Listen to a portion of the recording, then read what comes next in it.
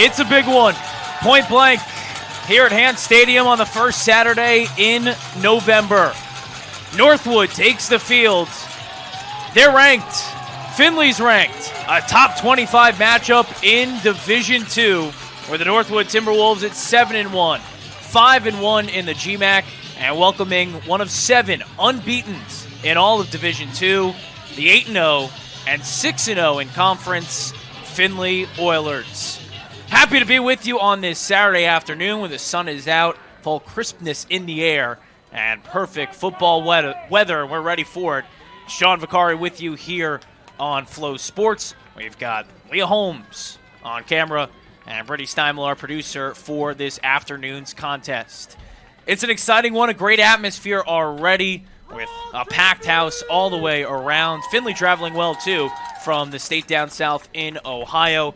Had pregame coverage this morning from the D1 Rejects Small School Saturday and the game day atmosphere that they provide. That was fun. A tailgate experience as well. And in terms of the theme of today's game, a whiteout. A lot of the fans for Northwood in all white. Findlay's the team in white today in terms of on the field. Of course, the home powder blues for the Timberwolves as the captains make their way to the center field logo, ready to flip the coin and get this game on the road. Of course, again, a big one. Talking with people this week through the community, I mean, definitively the biggest game in 2 decades. Really, since 2006, 2005, when Northwood was last ranked. And it's the first matchup in terms of here at Hans Stadium, here at Northwood, between 2 ranked teams. You'd have to go all the way back to October of 2005. So it's a big one today. Implications in the GMAC standings, where both of these teams are top 3 in the GMAC. And we'll see who wins this coin toss as we'll send it down to the field and hear from the officials.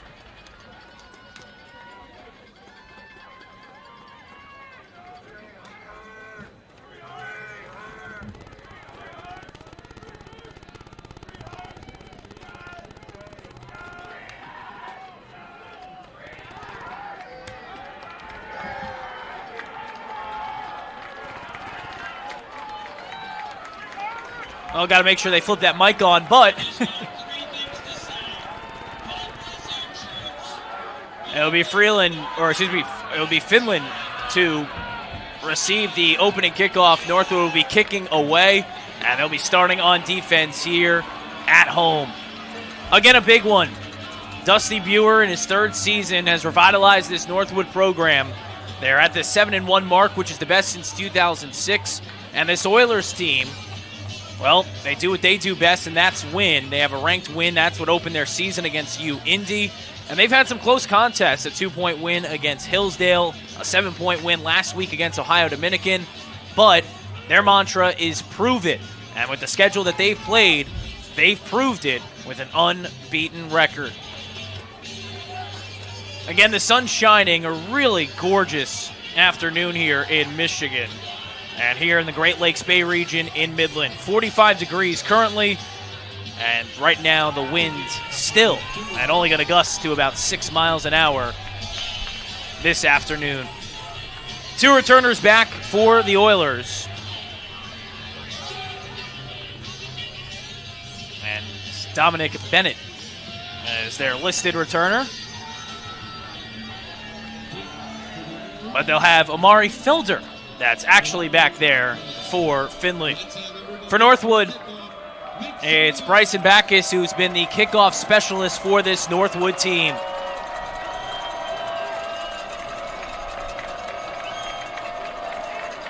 Sidelines loud, the crowd is too. Get ready to start your Saturday with us. We appreciate you doing so. It's Northwood, Findlay, here on Flow Sports. And we're underway. End over end for Backus, a good kick. Felder will drop it in the end zone and now have to take it out. And he gets roped down at the 15-yard line. Northwood fired up and a great tackle from the special teams unit. Hudson Gerstacker, we may see as receiver today, made the tackle in the open field as Findlay makes their way out onto the field. In terms of previewing this game from the perspective of the offenses, as there's a late flag thrown, a holding on Findlay. So not only a short return, a holding that's now going to drive this ball back in this drive that will start at the 8-yard line. So 92 yards for this offense of Findlay that ranks 4th in the GMAC overall with 27 points per game. 2nd best rush, 3rd best pass. But the real question mark coming into today, at least from a perspective of the opposition, is who's playing quarterback for this Oilers team. Andrew Leonard and Chase Harrison both have thrown 59 balls of 87 attempts. Both have over 780 yards, and it's Harrison who was listed 1 on the depth chart and is starting today. He started last week as well. As it's a handoff right side, it's going nowhere. Northwood sniffing it out on that opening play. That's going to put it back to the 5, a 3-yard loss, and a collection of T-Wolves on the tackle.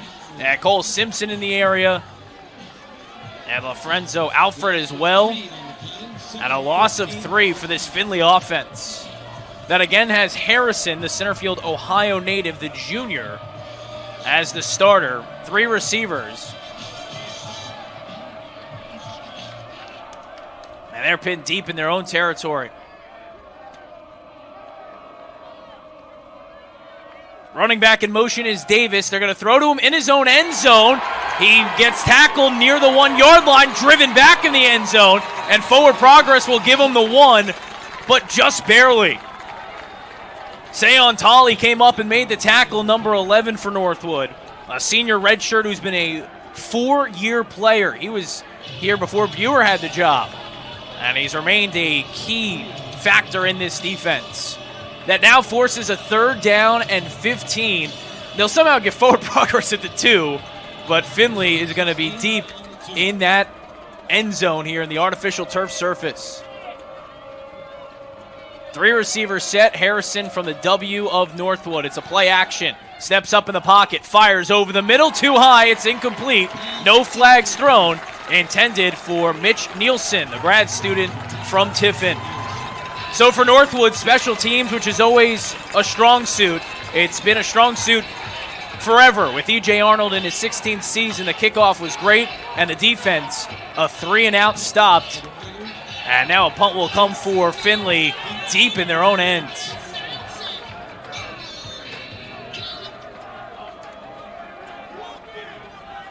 Owen Clevenger's the punter. It's going to be a tough task to get it out, but he's able to do so, driving the leg, putting it end over end. That's Carter Minix, who gets it at the 41, makes a guy miss, and then gets tackled down at the 39-yard line. The ball popped out. Was he not down originally? Because that ball popped out and the Oilers jumped on it, but it's whether he was down originally, and now a point says Findlay's got it. The officials conference stub, but the ruling of fumble for Minix and a recovery for the Oilers.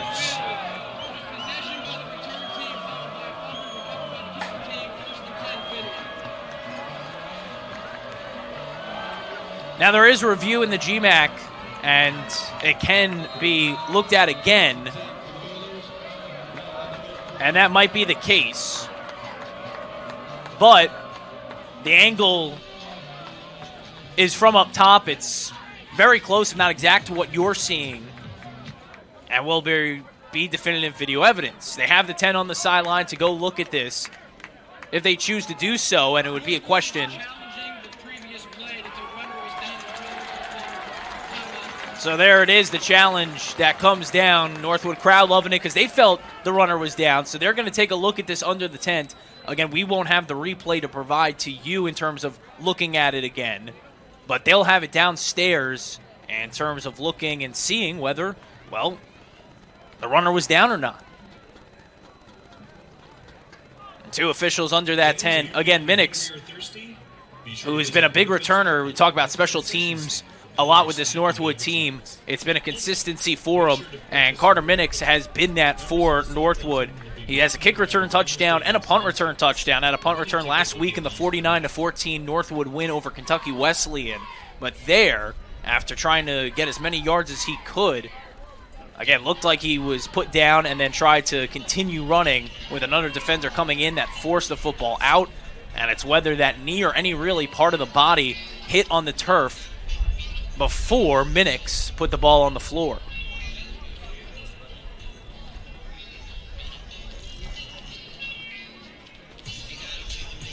Officials still looking, and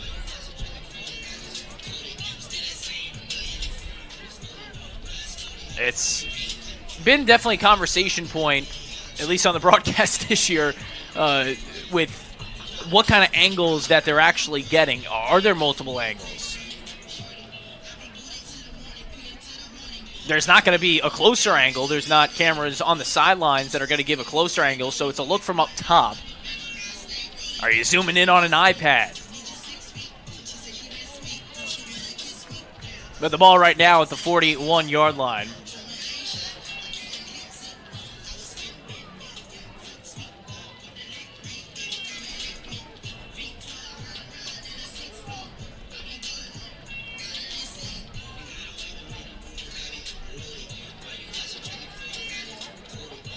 We'll talk more on this matchup, of course. Findlay and Northwood, all-time 13 wins aside for both of these schools.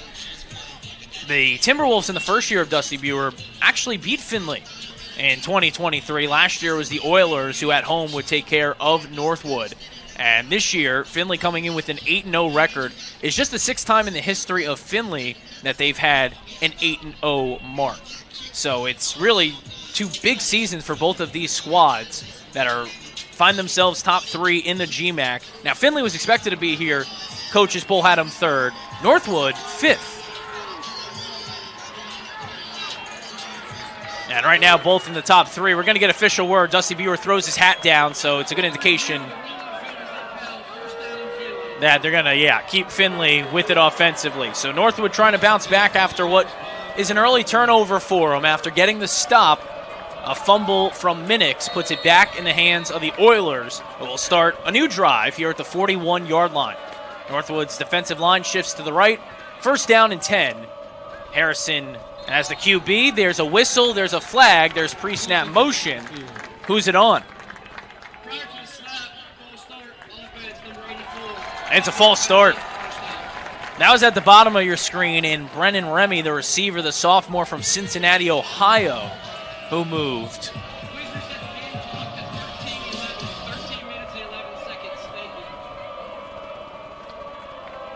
So the Oilers behind the sticks again. It was Northwood's defense that forced them behind the sticks.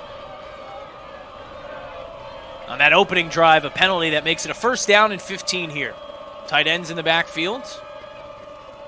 Call him a fullback, and Tristan Cross, who's been a 4-year player. It's a handoff here, and it's a good gain to get past the original line of scrimmage up to the 44 for Christian Davis from Miamisburg, Ohio. A transfer for Davis, and he's from Miamisburg, but was actually with another MAC school, Ball State in Muncie, Indiana. Had 11 rushes for 11 yards there, and then transferred to Findlay for this season. The sophomore is 290 on the ground coming into today, and 3 scores. Second down and 8 here. Motion man is Davis to have Harrison all alone in an empty set with 5 receivers. Second and 8. Short throw over the middle. Remy's got it. A spin to lose one defender. A cut for another, and then gets hit hard but hit forward to the 44 of Northwood. Remy at 5'11", 181, took a lick, but then popped right back up, and the Oilers convert that first. Again, in terms of looking at the pass game, Harrison has been more turnover prone, 7 touchdowns to 6 interceptions. Andrew Leonard, who's another option for this Findlay team, though did not play last week, has 783, 9 touchdowns, and 2 interceptions. But it's been Harrison that they've been rocking with so far this afternoon. First down and 10 here. 3 minutes into this first quarter, no score. Handoff, Davis up the gut and falling forward to the 38-yard line. Open field tackle for Northwood, and Joe Lathers, a linebacker, a junior, who last week had a tackle and a pick. Northwood, a lot of studs on this defense, a lot of guys from last year too. Cole Simpson, the leader in terms of tackles, the senior at the nickelback position. Some heavies on the defensive line, Jaden Green, a redshirt senior, and McKinley Underwood, a transfer. Now, we've already heard from a couple members of the secondary. Sayon Talley, a senior redshirt starter. Michael Woods Jr. is at the bottom of your screen. He's a first-year redshirt, and it's been a starter all season. Second down and 4 here. Harrison, a handoff. That's a slip of a tackle for Jaden Farmer, who gets up to the 29-yard line. It was Woods who had to make that tackle and come up. Farmer listed as RB1, 427, 4 touchdowns.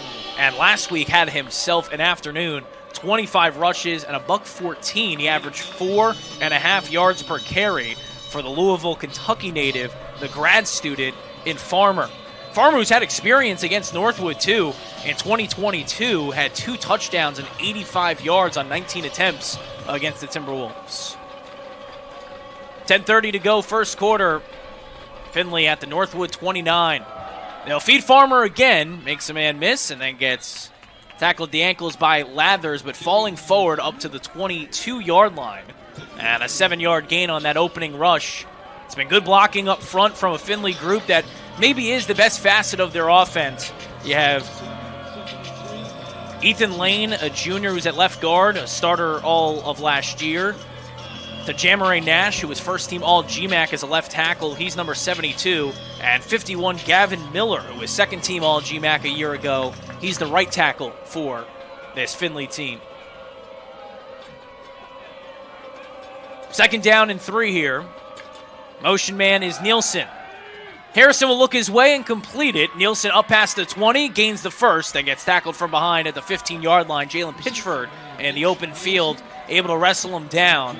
But the pre-snap motion, similar to what Northwood does a lot, Findlay utilizing on this drive and picking up another first.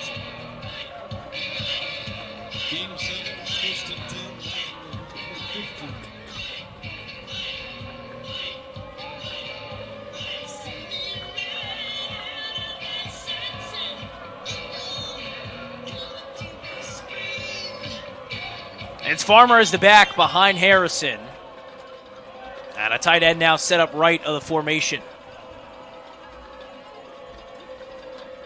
First down and 10. Play action. Harrison pressured and hit. Jaden Green. And Jack Murray in on that sack. The big man Green, who had a big game last week, 5 tackles, had a sack, had a tackle and a half for a loss. And there, blew it up.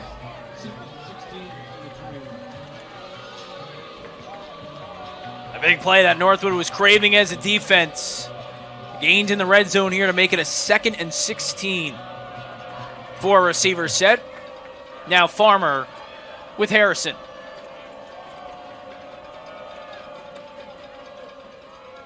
Second down, they'll hand to Farmer. He'll try left side. That's a run where he falls forward. All these runs positive gains, but a short gainer. A gain of 5 to make it a 3rd down and 11. In terms of the red zone and how Findlay operates, 4th in the GMAC, 21 of 26 this year.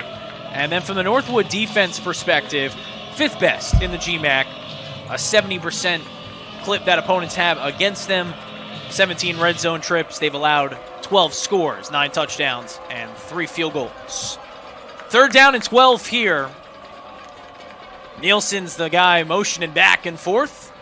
As Harrison takes the snap, looking his way, now has to check it down, and he does, completing to Davis. Inside the 5, spinning, leaning forward, and will be knocked down at the 1. Reception by Christian Davis. Christian Davis, the sophomore, picks up the first and puts it at the 1-yard line. For Findlay, their first time tested on 3rd down, and they convert. Northwood's coverage took away all the receiving options, but then the back that leaked out over the middle found some green turf and gets it down at the 1.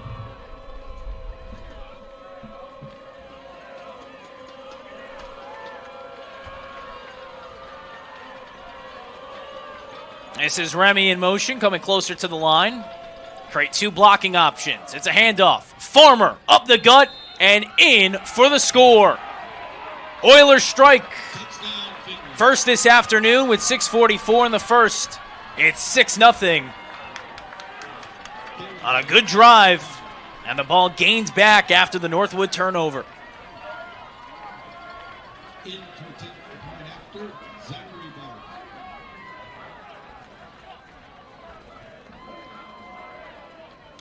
Now the extra point unit.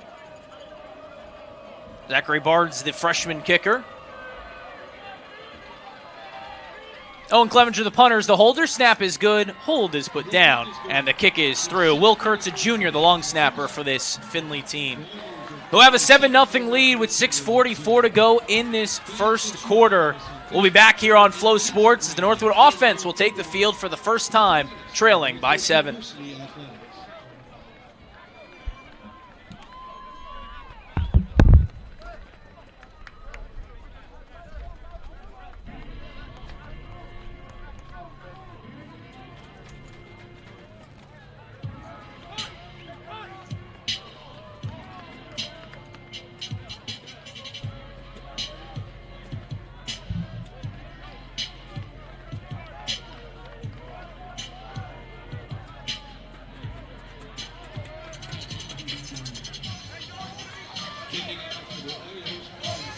Back here on Flow Sports, Findlay 7, Northwood nothing.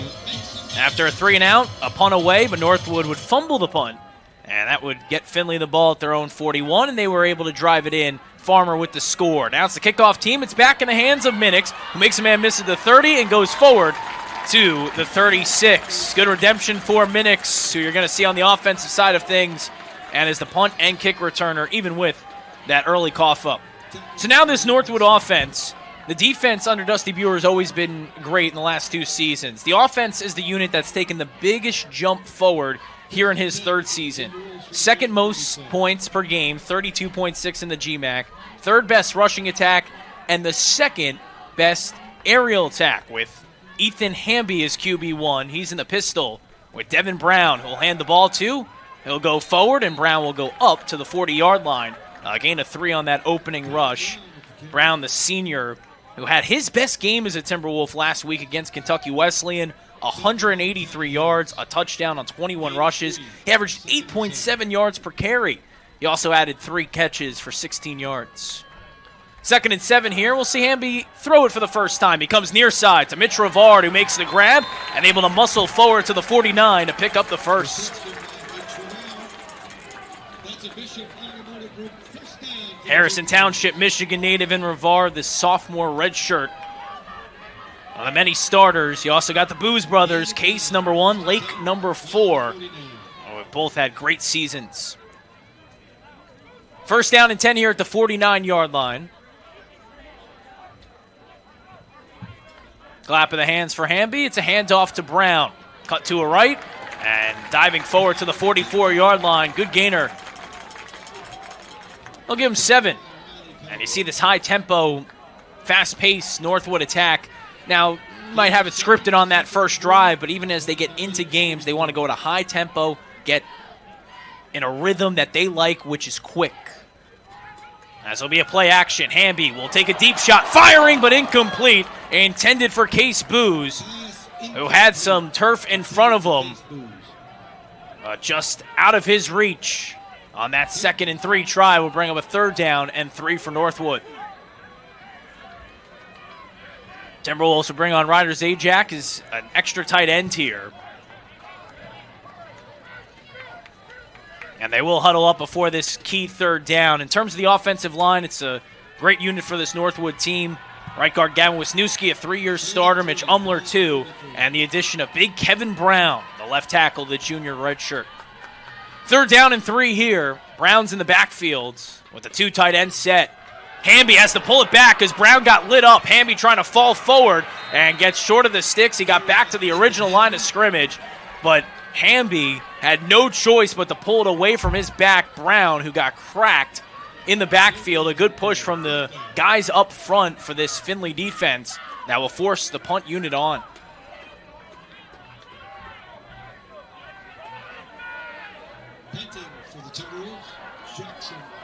Get more into that Findlay defense when we see him again, but they got some strong linebackers, Kevin Henderson and Sam Weinrauch. And that pressure able to get into the backfield and wreak some havoc. Oilers will utilize a timeout here. Have to be really sure in their sets. It's one thing that Northwood and special teams coach E.J. Arnold puts upon an opponent, the fact that you really can't count out fake, some trickery in any situation. And really, when it's a situation at your opponent's 44, you've already, as a special teams unit, turned over the ball. You want to help your offense if you can, needing just, again, 3 yards and being in plus territory. Findlay knows that.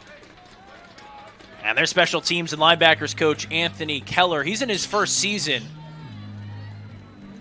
And making sure he has the right personnel on for whatever Northwood throws his way on this 4th down and 3.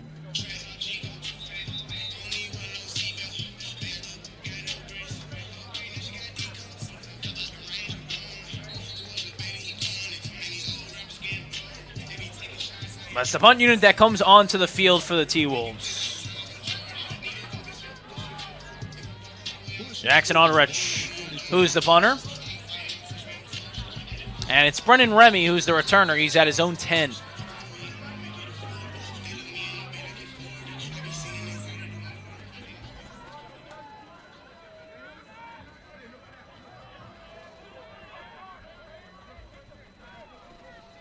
.433 to go. This is a 4th and 3. And it'll be a traditional punt. Spiraling end over end. Remy cutting to his right, faking like he's going to get it, but he doesn't. It's pinned inside the 5. That one originally bounced at the 1. Looked like it was end zone bound, and then had the backspin. Minix will put it down at the 4-yard line. That's an exceptional punt. Really, off that first bounce, figured, all right, that's bouncing at the 1, that's bouncing in. What a punt.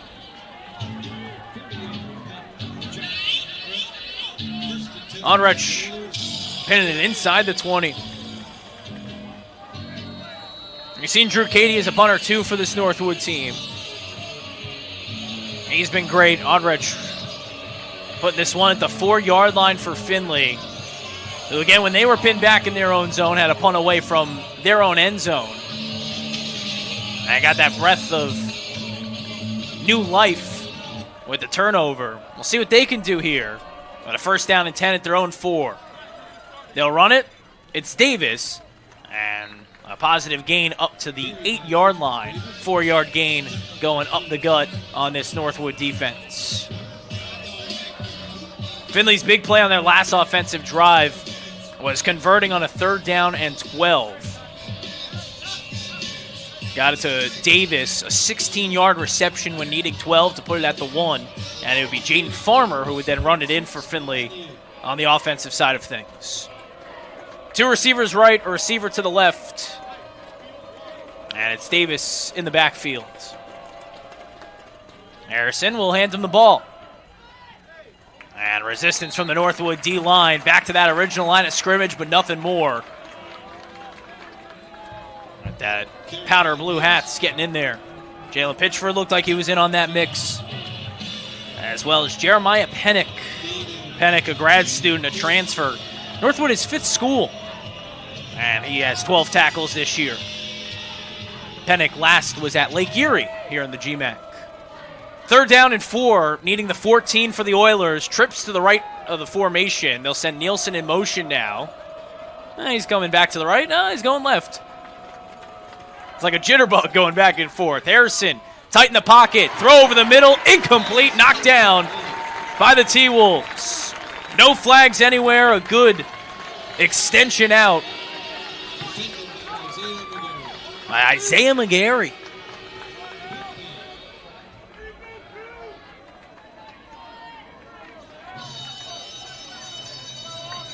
Really nice job there by McGarry. Utica, Michigan native, and a redshirt first year who made that stop. All right, so now 4th down and 4. Again, a punt from the end zone. Second time the Oilers have had to do that today. This one a deep one that's going to drive Minix back. He slips and won't go towards that ball that detonates at the 38-yard line by Johnny Harris. That's a strong punt. And there is a flag down. Owen Clevenger with a great punt for Findlay, but we'll see what the flag's all about down at the 15-yard line. Original line of scrimmage on that play was the 11. Northwood's huddle is postured towards the officials. Findlay's defense that's on the field is looking back too. And we'll see what this is all about. During the kick, holding, receiving team number 33. 10-yard penalty committed to the kick. First down, Northwood. That was against Jane Gilstrap for Northwood. And we'll take it from the 38. And bring it to the 28. So that's where Northwood will set up for their second offensive drive. On that first drive, Hamby 1 of 2 for 9 yards. 3 rushes for a combined 10 yards. And it was Hamby on a read option that was blown up. That was their third down play that fell short. First down and 10 here, though, with 2:45 in this first quarter. It's a handoff. It's right side, and it's a loss in the backfield. On that right side. And try A.J. Bryan that time. Make it Trent Hill, excuse me. So Trent Hill is healthy. Did not play last week. The Chelsea, Michigan native, but a good to go this week. Second down, 11 here. Hamby looking right sideline. One-on-one matchup. Will arc it towards Booz, who reaches out with one hand but can't haul it in. Almost a terrific grab made by Case Booz. But incomplete in coverage was Christian Stokes, Detroit, Michigan native for Findlay. And that would have been a heck of a grab. We've already seen one-handed grabs from both Booz brothers this year. But now Northwood faced with a third down and 11. 4 receivers set. Hamby trying to make something happen. Clean pocket. He'll do it again up the right sideline for Booz, who dives but can't get there. And not Booz that time, but for Northwood, Jerry Hansen, number 14. New to that number for Hansen. And a guy who's come along in recent weeks for this Northwood team, a Chesterfield, Michigan native, who had a grab for 27 yards and a touchdown. He's been implemented more and more in this offense the last 2 weeks when Northwood's been on the road. That's his first target here at home. Now it's a 3-and-out. The Timberwolves punt unit on the field.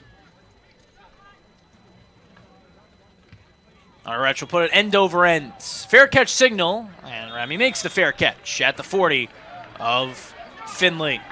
So the Oilers defense stepping up big. They are the best defensive unit, and we haven't had much to talk about with them in terms of much time because of how quick they've gotten Northwood's offense off the field, but a defense that has allowed the fewest points per game, and get this, amongst their 8 opponents, which includes in the non-conference ranked U of Indy, 49.8 rushing yards per game for opponents. So taking away the run game's been big, and Findlay's done a good job of that so far. They lead by 7, $1:58 in this first quarter. Harrison will throw in this first down, laterally to Davis, who gets hit by Woods Jr. at the 40. Woods Jr. piercing in, getting around a blocker, and getting under the hip of Davis. Woods Jr. is all over the field as a tackler, 27 this year. Had a pick against Thomas More, and has been real solid in coverage for the Farmington Hills, Michigan native. 90 ticks to go first quarter. Findlay up 7-0. Second down and 10, ball at the Oilers 40. Remy in motion, but it's a hand to Davis up the middle. That goes nowhere. Good push from this Northwood D-line. Charlie Lovell, the first to make the hit. The redshirt junior.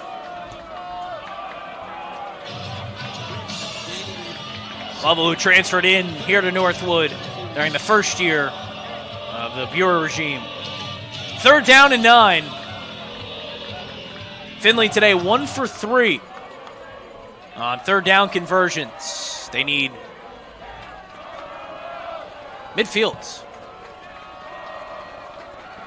Pressure coming. Harrison slips out, breaking a tackle. Arcs it and completes it. At the 35-yard line, Denny Furlong, the leading receiver, able to make that catch. Furlong, who's got 8 touchdowns this year, 639. Last week had 6 receptions, $136, and 3 touchdowns. And able there to jump over the Northwood DB and make that catch. They're putting it at the 36 Findlay with, once again, a big third down play in a 3rd and long spot. 3 seconds to go in the first quarter. Will they get a playoff before quarter's end? No, sir. That takes us to the end of the quarter. Oilers in Northwood territory for the second time as an offense. They scored on their second offensive drive after a Northwood turnover. The Jaden Farmer touchdown from a yard out. The difference right now, Findlay looking for more. Northwood trying to stop that and get their offense in a rhythm. We'll be back for the second quarter here on Flow Sports. 25-yard field goal. Chase, you're our first contestant in the Fricks Field Goal Challenge. Step up and kick it through the uprights.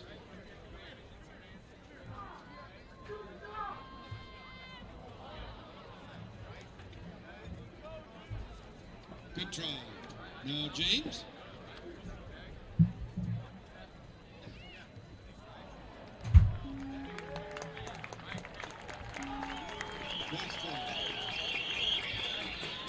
Neither one was able to make the field goal. We have some parting gifts for you anyway.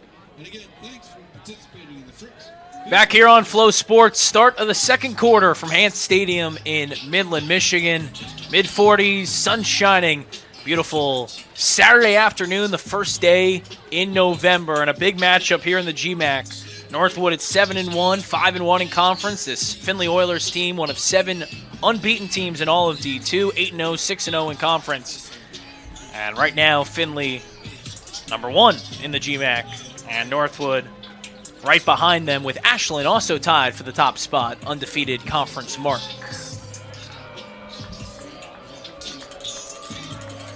Of course, Northwood has played Ashland, their lone loss. Findlay plays Ashland next week. And it's quite a gauntlet for both of these teams to finish their final 3. And right here, right now, start of the second quarter, Oilers up 7-0, and at the 36-yard line. Harrison will fake it and then give it to the end-around man. It was snuffed out. Tackle by Sayon Tully as they tried Waleed Johnson on an end-around. And Tully, who secured his edge multiple times today already with 2 tackles for a loss, and a big stop there to put this at the 41, a loss of 5. There's been a lot of deception with Findlay in terms of motion men and not giving it to them. They give it on an end around there. And Northwood all over it. Nielsen in motion. 2nd down and 15.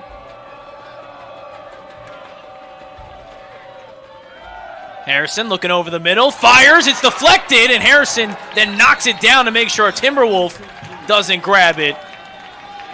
That was Agent Zero, Cole Simpson, who jumped up and got a paw on it. And kind of got lodged on the helmet, deflected up, and Harrison said, yeah, I'm pushing this straight into the turf. Not trying to make a play on it and take a loss. And make sure no one else could secure that. 3rd down and 15 here. Already 1 3rd down conversion for Findlay on this drive. They need to get it to the 26-yard line.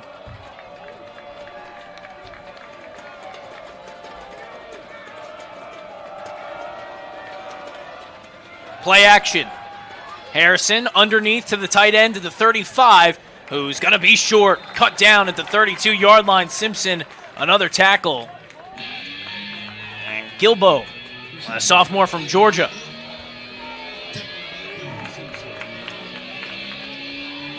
So able to gain some yardage to make it a 4th down and 9.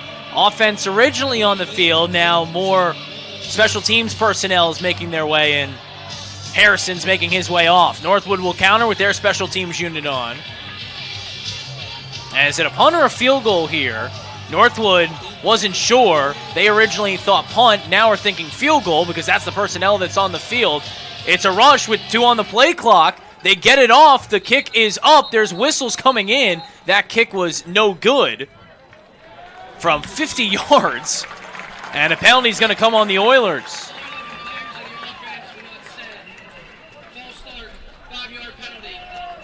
A false start penalty. No one was set. And for the Oilers, with 2 timeouts, they had to utilize 1 before a punt of Northwood just to make sure their personnel was right. There, had a late personnel change. Northwood had 3, so units were coming back and forth, but the Oilers, the team that's got to be set as an offense, the defense can do what it wants. They couldn't get set, and again, the field goal missed, but no chance to try it again, even with calling a timeout. Again, had 2. Minix will signal for a fair catch, but that's in the end zone. And too deep of a punt there from Clevenger. So Northwood will start at their own 25-yard line. That was just a frenzy of different groups coming onto the fields. And now Northwood at the 20, excuse me, I said 25, will be at the 20 to start this drive for Northwood. This offense that's had a slow start today. Hamby 1 for 4 for 9 yards, and it's been 4 rushes for a net of 9 yards, and just 1 first down pickup. They've also been dominated in time of possession today, 13 minutes to just 3 as an offense.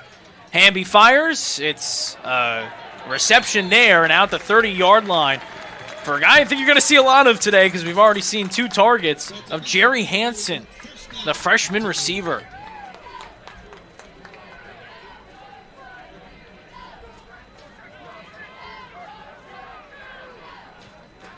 A gain there of 8 to make it a 2nd down and 2. It trips to the top of the screen. And Hamby is going to look back to Hansen, the one-on-one matchup. He makes the grab, slips but keeps his footing, and goes forward to the 36-yard line, making the 37 and a first down picked up. But Hansen, as mentioned, only 4 grabs on the season coming into today. Had a touchdown, his first as a T-Wolf last week. He also had a 44-yard reception against Hillsdale 2 games ago. First down and 10 here. Hamby will run it. It's Hill, who's healthy, didn't play last week, but falls forward to the 41-yard line on his 2nd touch today. Trent Hill, a Chelsea, Michigan native. Has been a T-Wolf the last 3 seasons. Quick pace, no huddle, 2nd down and 5 for Northwood. Clap of the hands, Hamby a play action. Fires a wonky ball, but it gets to Booz, who makes the grab and gets up to the 44. Gain of 3 there to make it a 3rd and manageable here. That's Booz's first grab. Northwood really quick pace here. They're needing the 47. It's the 44, so they're 3rd and 3 officially. Got Hansen at the bottom of the screen. And Dursa at the top. Hamby looking Hansen's way. He comes back, makes the grab, has enough for a first forward progress, gives him the 48. Got driven back by Weinraud. But again, the forward progress enough on Hansen's 3rd grab of the drive. First down pickup. Northwood, not too much time to celebrate that one. Back to work. Brown in the backfield for this first down and 10. It's a play action. Hamby fires over the middle, and it's incomplete. Originally, Booz cut in and then made his way out towards the sideline. I don't know if there was a miscommunication in the route, but Hamby, I think, was expecting Booz to continue to cut into the middle.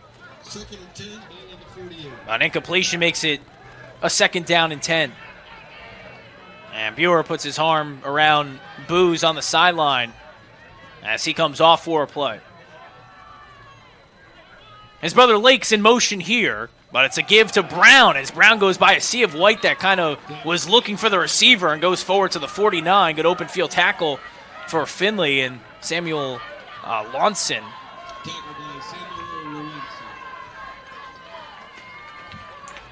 To make it now a 3rd down and 7. Findlay's trying to get situated as a defense. Northwood's ready to go with a 4-receiver set, a 3rd down and 7, needing the 42 in Oiler territory. Hamby fires. Incomplete. Catch was made, but it was out of bounds by Jake Townsend.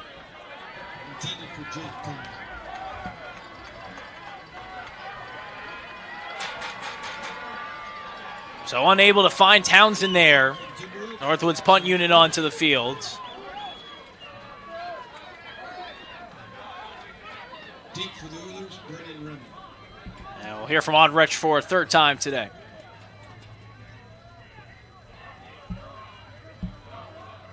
Christian Davis is the returner back. End over end. caught at the 15 and make that, Brendan Remy, excuse me, who signals for the fair catch. So at the 15-yard line for Findlay with 10:18 in this first half. Findlay defense has been able to force these third down and long spots of Northwood. And really, I mean, key for the Timberwolves is establishing that ground and pound attack that opens up the pass. And they've had some nice runs today. Brown had a 7-yard gainer, but they've been few and far between. The Oilers able to keep Northwood to 1 for 4 on the third down conversions. And the most impressive part, too, again, keeping with the pace that's quick of the Northwood offense. Findlay with it to start this drive. It's Farmer who lowers the shoulder at the 25. Big run right side and pointing with both hands deliberately to say, I got a first and I got a big gain up to the 27. 12-yard gain and a first down pickup for Jaden Farmer, who's a unit. 6 foot, but he's 246. Tough guy to tackle. Farmer, who's been an Oiler through and through. Again, told you about his 2-touchdown game against Northwood in 2022, as he's got a big gain here in 2025, up to the 47-yard line, up the gut, and a point again with the both of his hands. Mark him at the 48 officially, but another big gain for Jaden Farmer. They're slashing this Northwood defense. A 25-yard rush for number 29. The grad student, the Louisville, Kentucky native. They might feed the beast again. First down and 10 here at the 48 of Northwood.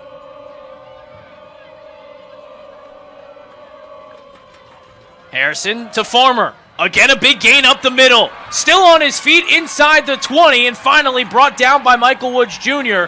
at the 15. Farmer putting on a show. 3 straight impressive runs. That his best one yet. And officially put at the 16-yard line. A gain of 32.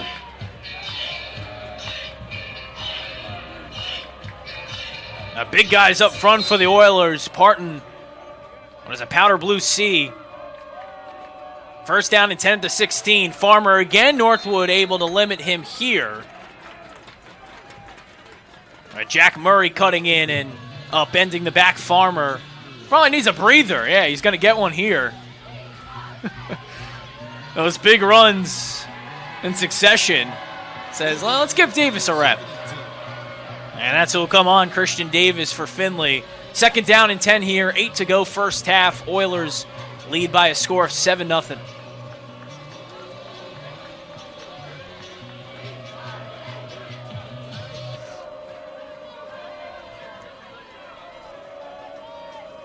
Davis goes in motion. Harrison looking left side. Clean pocket. Fires left side, and that one knocked down. Joe Lathers was right next to Harrison as he tried to find the safety valve. Third down and 10. That was the first throw on this drive for Findlay. After not getting the rush of Farmer, who again had the 3 straight rushes and probably wasn't on the freshest of legs, they go right to the pass game instead of going and giving Davis a try. And now a third down and 10 is coming. Low snap, but Harrison able to corral. Fires over the middle. Incomplete. Too far for his tight end. That was Donovan O'Leary. And that'll bring up a fourth down. Northwood had a couple in the area in coverage. Alfred and Cole Simpson. And that will bring out the field goal unit that's not as rushed as they were when they attempted a 50-yarder that was a false start and then would have to punt away. Zachary Bards is the kicker, the freshman. This one middle of the field and will be from 33. Snaps high, hold his place down, and the kick hits the post. It's no good.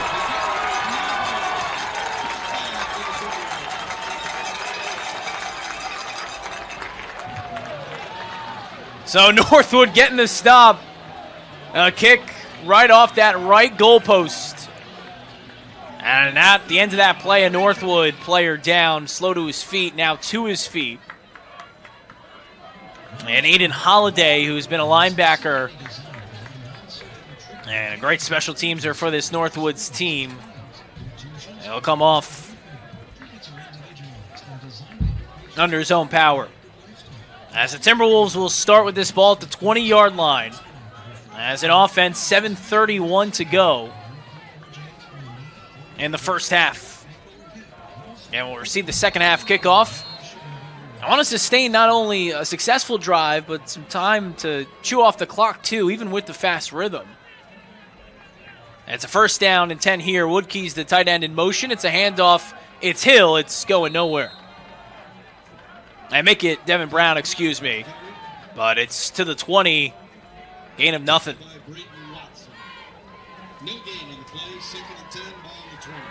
Marion Watson, number 58, the junior, a Chelsea, Michigan native, who made the tackle.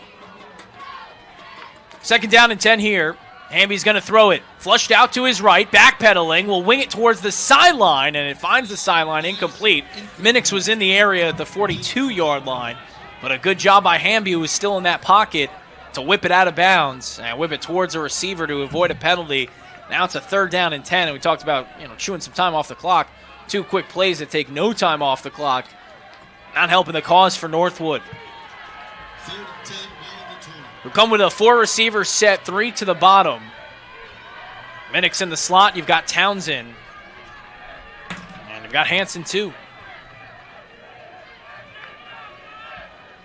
It's a run with Brown, cutting to his left, meeting the linebackers of the Oilers. A couple that combine on a tackle and make the stop at the 24-yard line. A third down and 10 play that gains 4. It's a 3-and-out for Northwood.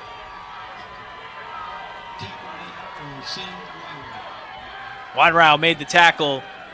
Findlay, Ohio native, who's been a big contributor for them. He's a senior. He's from Findlay. Family ties. He also has his younger brother on the squad. And he's had at least 50 tackles in every season, including this one with 51.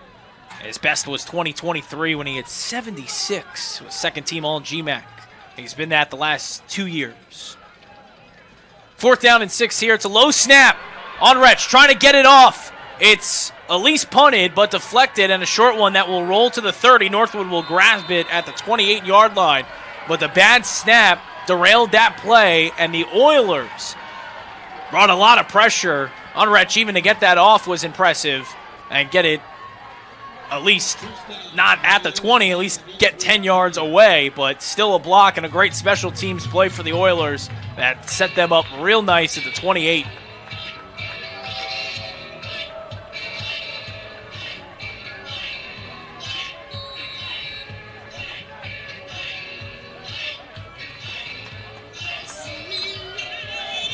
.28-yard line, first down and 10 for Findlay. Up 7-0, and their best starting field position to date. It's Christian Davis in the backfield, trips to the right of the formation, and Harrison's going to throw. Looking for someone to throw to. Now will dart forward, and he'll get wrapped up by Lovell. Nice job by Lovell, the edge rusher. Stick with the QB, and it's a gain of nothing for Harrison. He avoids a loss, but can't pick up any with his legs. Does have one touchdown, Harrison, using his legs, but only 2 yards this season. Of course, sacks will affect that total, and only 22 rushes. Findlay's going to run it. They're going to go Farmer or Davis. Davis is in the backfield right now ahead of this second down and 10.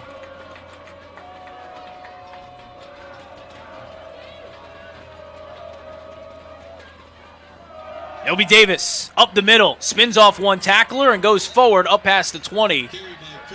It was Alfred in the secondary who had to make that tackle.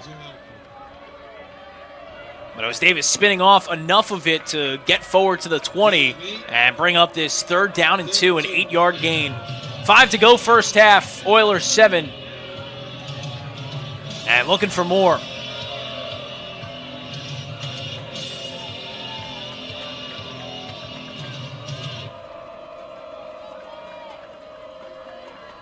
Harrison, this to Farmer back on the field. Bouncing off a couple tacklers and gaining the first to the 13-yard line. Gain of 7 for big Jaden Farmer.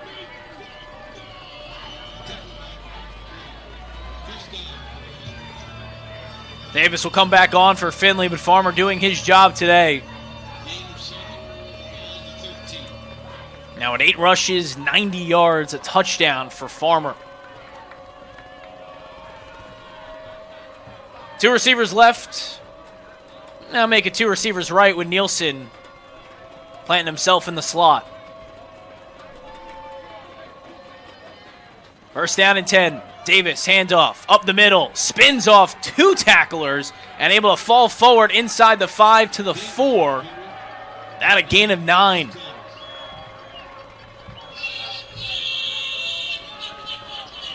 This rushing attack has been lethal for this Oilers team. Second best, 158 yards per game for Findlay coming into this game.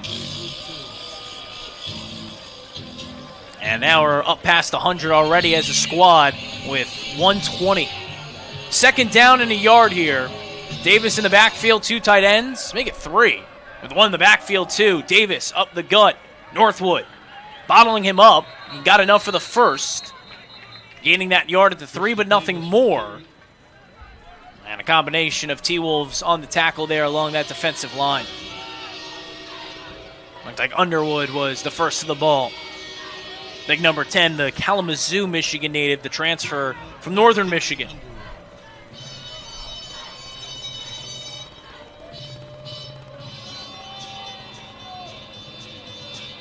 I originally thought they signaled first. They're going to call it 3rd and inches here. So Northwood able to keep it at least at 3rd and inches. And now give to Farmer. Up the gut. Diving forward and diving down at the 1 where they'll mark him. Findlay with a couple of guys with their hands up, their arms up to indicate a touchdown. But the far official said down at the 1. The first is now gained with a 2-yard gainer for Farmer. But his second touchdown will have to wait. And Findlay, you expect here, at least have the option to take it to the 2-minute timeout if they choose to do so. But they do come to the line in the shotgun. Play clock's at 15. Now with 2:05. And they'll let it go after snapping it after the fact, but let it go to the 2-minute timeout. We'll take a timeout ourselves, too. Findlay at the 1. They're up 7-0, 2 to go first half here on Flow Sports.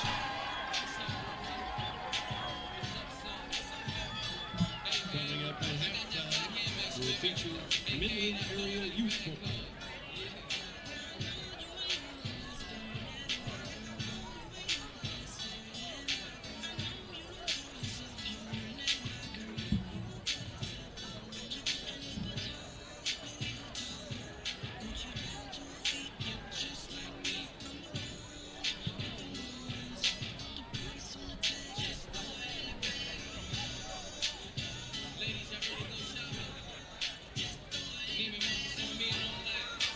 Back here at Hans Stadium on Flow Sports, Northwood is down 7-0 to Findlay. A matchup of 2 top 3 teams in the GMAC, 2 ranked teams in the media poll. Findlay 14 in the coaches poll, Northwood receiving votes in that poll. And the biggest game for Northwood in 2 decades. And it's been Findlay as the road team, the unbeaten team, coming in and being able to dictate things so far. A 7-0 lead and a first down and goal coming at the 1-yard line for a ground and pound attack that has netted 123 this afternoon. And Jaden Farmer, who's on the field now, 29, he's got 10 carries. He's got the century mark exactly rushing, and he's got a touchdown. It was from a yard out. Trying to do the same with multiple tight ends out there for Findlay. Shotgun snap, handoff Farmer, diving forward. He's in for a second time today.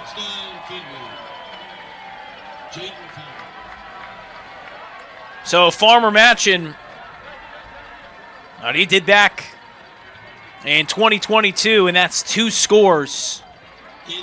13-0 Oilers.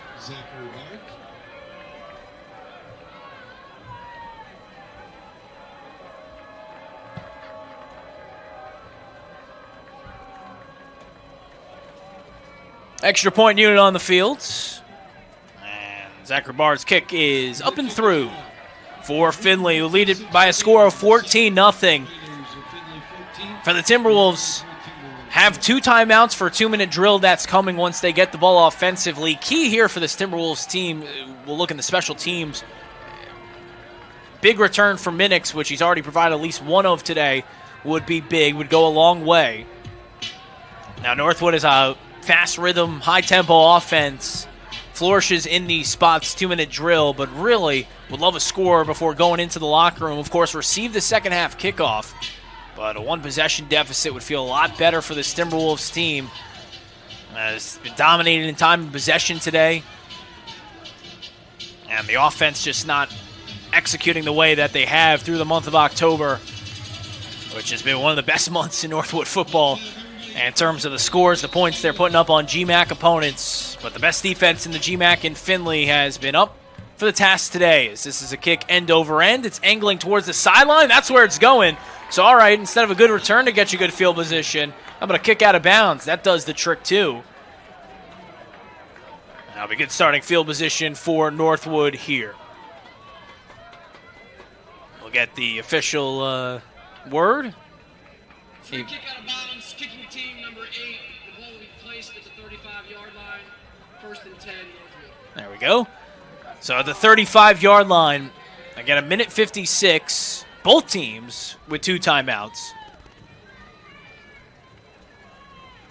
That'll be Trent Hill in the backfield and 4 receivers for Northwood. Both Booz brothers on the left side. Durst is at the bottom of your screen, and Townsend's also out there in the slot.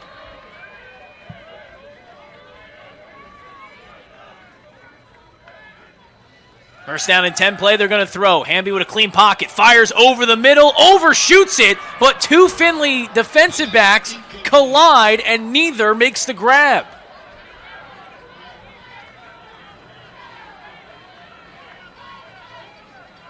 And Dane Bumba and Jayon Harvey both reached up, neither made the grab, and Hamby catches a break. 2nd down and 10. Hamby fires over the middle. He's got Dursa, who got to the 40, but then driven back by 2 defenders. Reception by Sam Dursa. Good open field hit there from Kevin Henderson, the Cartersville, Georgia native. And just a sophomore. 3rd and 4 coming, Northwood quick to the line. 1:25 in this first half. Hamby, again over the middle, completes it to Dursu, gets it again, but gets the first, getting forward progress to the 48.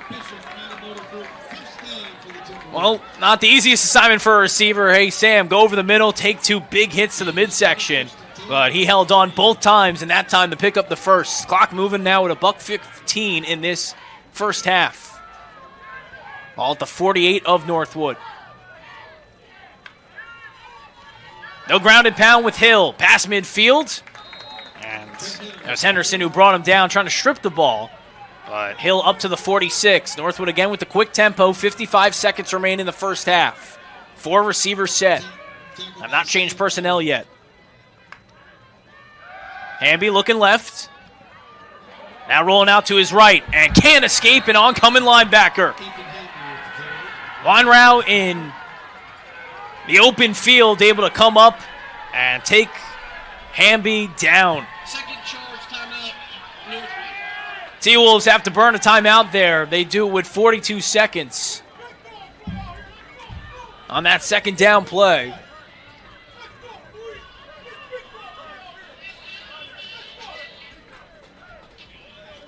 That ball at midfield bring up a 3rd down and 8 here for Northwood.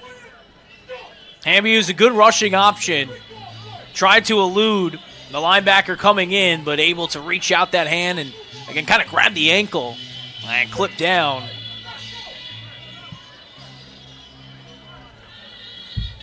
Hamby, who's got a great mobility, a dual threat option. 3 touchdowns on the ground this year.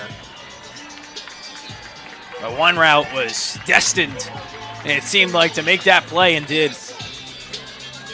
3rd down and 8 Needing the 42 for Northwood to gain a first here. 2 receivers right, 2 to the left.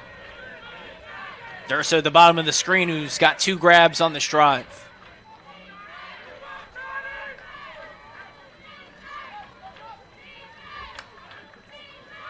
Blitz coming. Hamby stands firm in the pocket, completes the hill at the 45. Cutting to his left, and close to that first down. They'll give it to him at the 41. Both the linebackers we've heard from, Henderson and Weinrauch, combining on that tackle. But a first down picked up. 35 seconds to go. Hamby's under center, looking to spike this and stop the clock, which he does. Now 33 seconds remain. And a second down and 10 upcoming. And the first throw of this drive was nearly an interception, but Findlay, with a collision in their secondary, were unable to come up with it. And Northwood converting their third down of the day, 3 for 7 in that department now. Second down and 10 here. Hamby takes it. Short throw, but completes it. This is Booz. Up past the 30 and to the 29-yard line with a dive for Lake Booz. 26 seconds now. Hamby back under center. He'll spike it down. Actually, Findlay will utilize the timeout. So that helps Northwood. They were trying to stop the clock, but Findlay wants the breather, and knowing Northwood was trying to stop the clock, decided, all right, we'll do it ourselves and get a little more time to talk as a defense. I'll see if they keep 26 seconds on the clock here or if it was 24, but Findlay utilizing a timeout. Northwood in this, again, 2-minute drill where they can flourish. They've had success on this drive with the short pass game and runs at times. Based on where they are right now, based on having the one timeout in 26 seconds, you feel it's got to be pass first unless you're certain that the run could get you out of bounds and get a big chunk. But right now at the 30-yard line, for Drew Cady, within his range, of course, in the Battle of the Axe back in Week 2 against SVSU, had a 50-yarder in the Axe Bowl.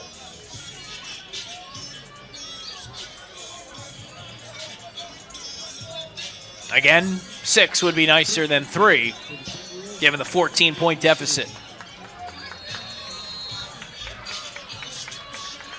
It is 26 seconds that remain, and it'll be a pistol formation with Hill as the back. First down and 10, play action. Hamby's going to arc it left side into double coverage, and it's incomplete. Knocked down by Johnny Harris, the defensive back. He tried Lake Booz there. Harris, the safety, came over, and nearly a second interception, but no. Wasn't secured. Hamby hasn't thrown a pick all season, by the way. 17 touchdowns. And 2 nearly picked off, but not to be for the Oilers. Second down and 10 here with 21 seconds. It is 4 receivers set. The tight end on that left side of the formation, a receiving option in Woodkey, who will leak out. Hamby looking his way, but now pressured and now brought down. It's a sack. Watson. And Desmond Brown able to get to Hamby with 13 seconds. Northwood utilizes their final timeout before a third down play. And now the strategy may change a bit here for the Timberwolves, where it's a third down and long. Position yourself well for a potential field goal, given the fact you have no timeouts. And 13 seconds. Put it on the hash that Cady prefers. And try and get it closer, as of course, if you can. If you can't get the first and get out of bounds.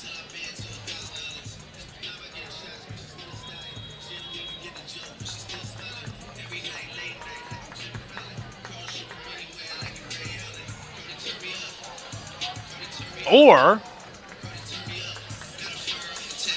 have the field goal unit not rushed and do it now with 13 seconds.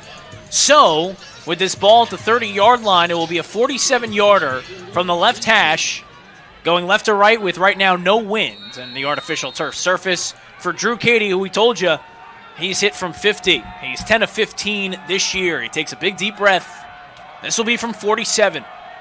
Boozes the holder, puts it down. Katie drives the leg. The kick is good. Katie puts the Timberwolves on the board.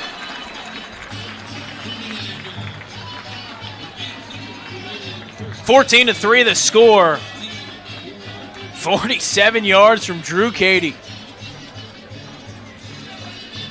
So you want to guarantee yourself points, and instead of, again, a potential third down play and then rushing to get the field goal unit on for a fourth down, take their time, get it set, and Drew Katie puts it through to bring it to an 11-point deficit. So Northwood getting the points big, and of course, again, we'll get the second half kickoff. We'll be on the receiving end of that. Oilers with the 11-point advantage, scoring one in the first quarter, another touchdown in the second quarter. Northwood will receive the second half kickoff. And this matchup between two ranked teams, two of the best three in the GMAC, at the half has Findlay 14 and Northwood 3. We'll have a halftime report coming up. Stay with us here on Flow Sports.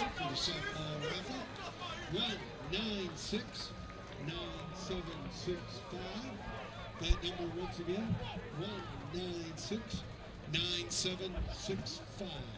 You can collect your winnings at the concession stand.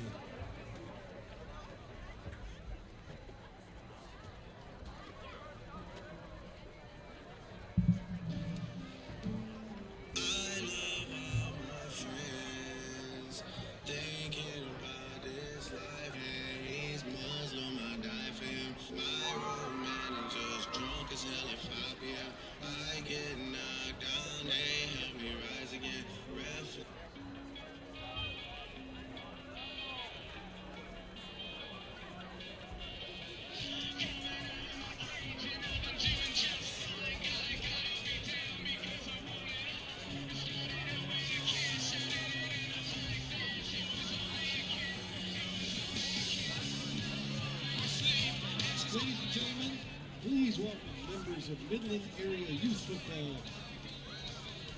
joining us for today's game here at the stadium. Teams include Midland Area Youth Football League, Northeast Middle School, Jefferson Middle School, Michigan May, Bull Creek Youth Sports, and Coleman Middle School. Please join Northwood University in welcoming these future stars to today's game here around the stadium. Then direct your attention to midfield.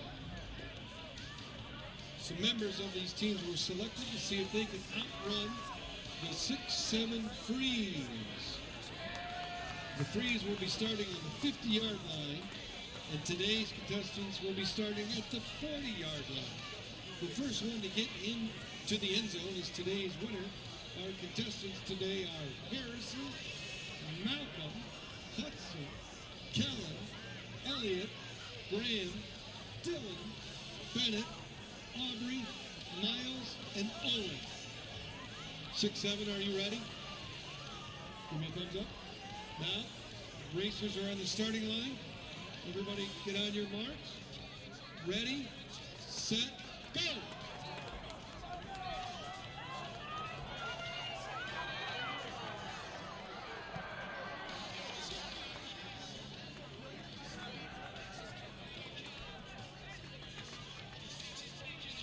Congratulations to the winner.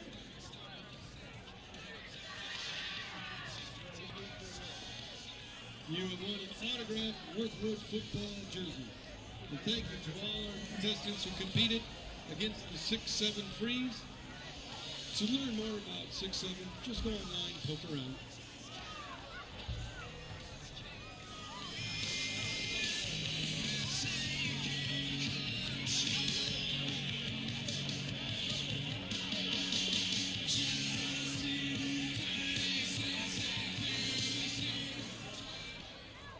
Okay, halftime stats. First downs, Findlay 10, Northwood 6.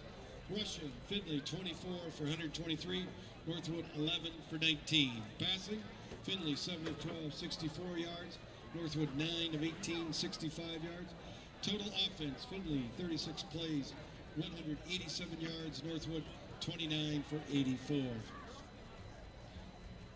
Penalties, Findlay 3 for 18, Northwood 1 for 10. Time of possession, Findlay 20-43, Northwood 9-17. Third down conversions, Findlay 4 of 8, Northwood 3 of 7. The leading rushers for Findlay, Jaden Farmer, 11 carries, 101 yards. For Northwood, Devin Browns, 5 carries, 15 yards. Passing, Chase Harrison, 7 of 12, 64 yards. For Findlay, for Northwood, Ethan Hamby, 9 of 17, 65 yards. Receiving, Christian Davis, 3 receptions, 13 yards. For Findlay, for Northwood, Jerry Hansen, 3 for 21. Tackles, Sam Wyrod, 5 total tackles. For the Oilers, for Northwood, Lorenzo Alfred has 6. Halftime score once again, 14-3 Findlay. Reminder, Timberwolves are home again. Last scheduled home game against Tiffin. Noon kickoff on Saturday, November 8th.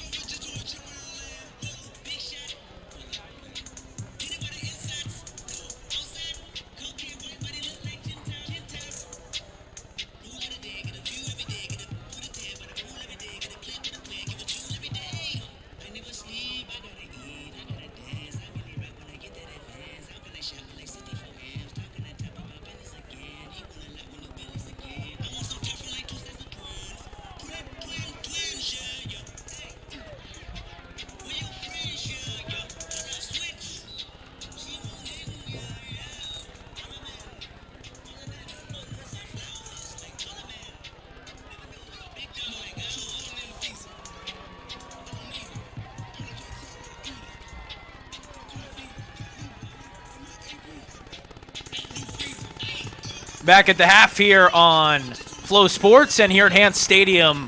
Findlay 14, Northwood 3, your halftime score. John Vicari with you here. We've got Brittany Steinwell as a producer, Leah Holmes working the camera.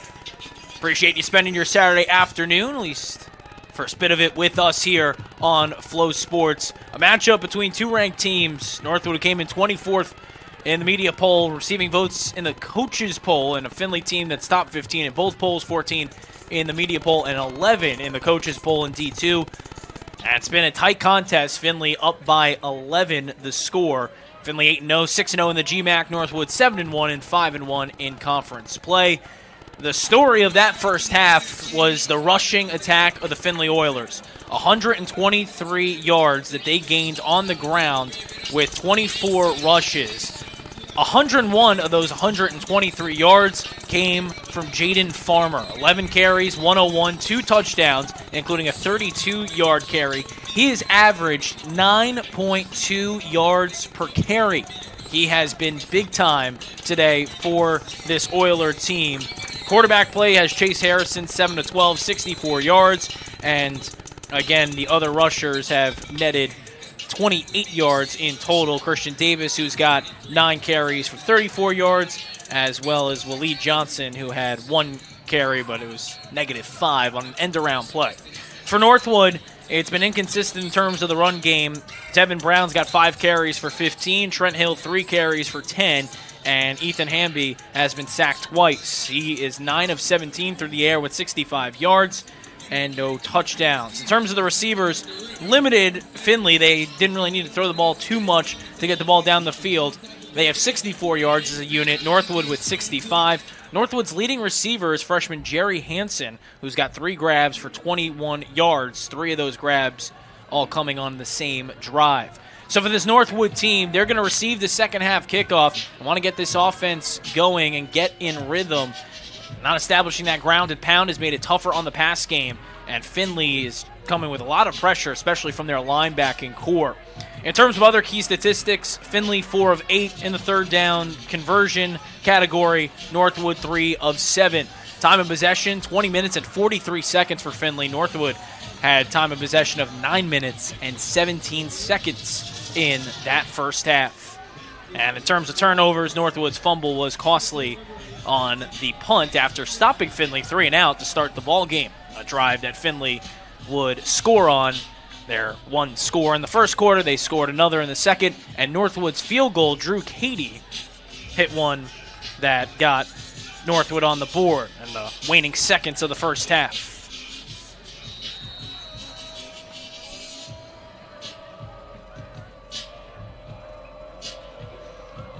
It'll be Clevenger to boot away for Findlay, end over end, and heading towards Minix. It's heading now out of bounds. And the second time that Clevenger will give Northwood the ball at their own 35 to start on a kick out of bounds.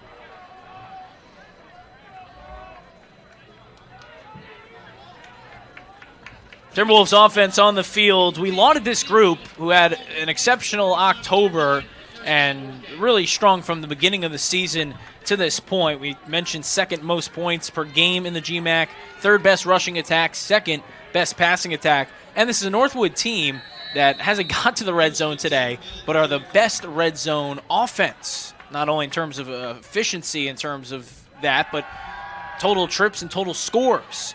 First down play here, Hamby has time, but we'll check it down to Brown. Forward progress should give him the 40, even though he's driven back near the original line of scrimmage. And the 40 gives him a 5-yard gain. Hamby probably with his cleanest pocket to date, plenty of time, but the coverage over the top just had everything but Brown open. So a 5-yard gain, a positive play for Northwood's first of this second half. 4 receivers set. You got Hansen, the leading receiver, at the bottom of the screen, the very bottom. That's Booz, who's going to reach up and make a spectacular grab at the 45.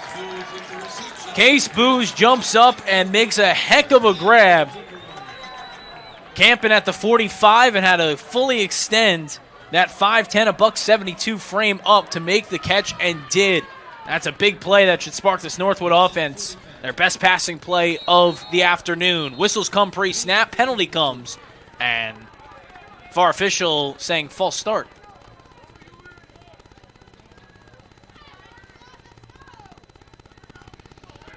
And that's what's motioned by the white hat official, too, and we'll bring this to midfield.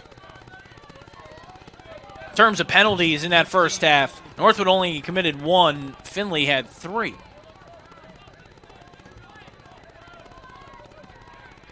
But a 1st and 15 now for the Timberwolves. It'll be Devin Brown's first go. And some space to the left past the 45. And pushed out of bounds and still fighting, going helmet to helmet with Findlay's number 2 at the 41, Johnny Harris, a grad student from Cleveland, Ohio. Him and Brown going chest to chest there. After an 8-yard carry for Devin Brown to make it a 2nd and manageable, 2nd down and 7. Hamby back to it, looking over the middle. Fires, incomplete. Booz was the crosser. Townsend was in the area too. And went down at the 30 with the pocket collapsing on him.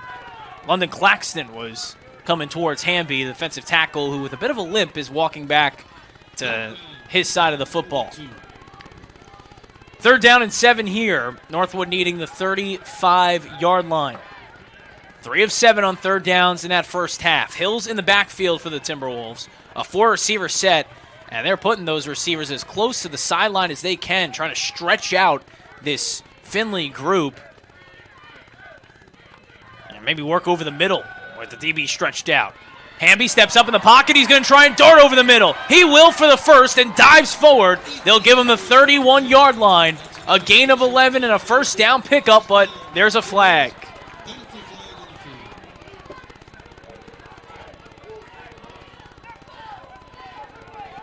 Penalty marker down at the 45. Holding, offense, number 61, 10-yard penalty, replay 3rd down. Ty Mead, the left guard, a junior, 13 minutes and 8 seconds, 13:08. with the holding penalty, 13:08 on the clock in this 3rd quarter. And this ball all the way at the 48-yard line, needing the 35. 3rd down and 17 for Northwood now after that holds.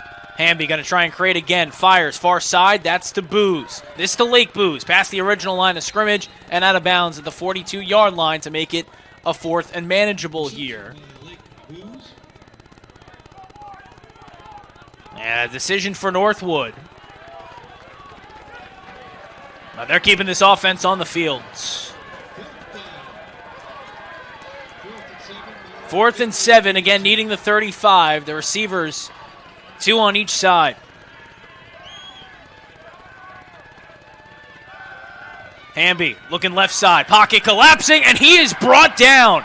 That is a heck of an effort from the edge rusher, the linebacker in Henderson, who was being blocked well, but Henderson was able to reach out that right arm and get enough of the jersey of Hamby to bring him down, even with a blocker that looked like he was positioned well against him. That's a great job by Kevin Henderson to get the sack, and it's a turnover on downs. Findlay's defense forcing it, and the 3rd time that Hamby's been dropped. Now 1st down and 10 at the 49-yard line. 12:30 to go 3rd quarter. It's Farmer back to work. A positive gain carrying a couple Timberwolves to the 44-yard line. Jaden Farmer, who we mentioned, the 11 rushes, the 101, and the 2 touchdowns.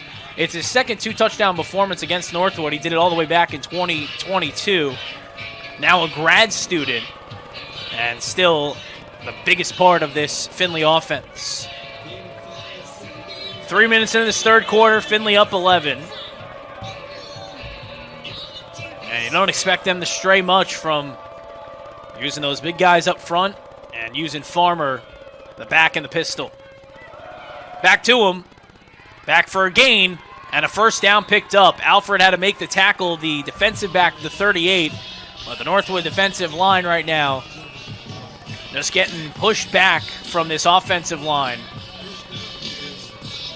Again, a skilled offensive line. We mentioned Lane, Nash, Miller, guys who have all had accolades. You throw in Byron Faith, their starter, too, at center. He started all 11 games last year, a group that has the experience and is darn good. It's a first down and 10 now at the 38. Harrison making sure his line is communicated with. Tight end in motion. Back to Farmer they go. And Farmer brushes off one tackle. Alfred's the one who's going to have to bring him down again at the 33-yard line. I was getting off a tackle of Joe Lathers, which is a rarity to see Lathers be able to square up somebody but not make the stop. Ball to 33, a good gain.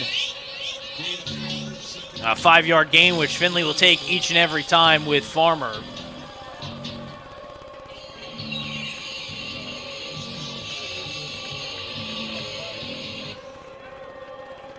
This time pivoting with Davis, but it's a play action. Harrison's going to take a deep shot.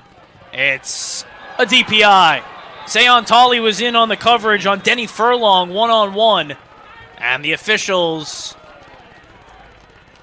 are going to say defensive pass interference. Jalen Pitchford's over there to plead the case of the official. Not his case, but Tolley's. Number 11, 15-yard penalty, automatic, first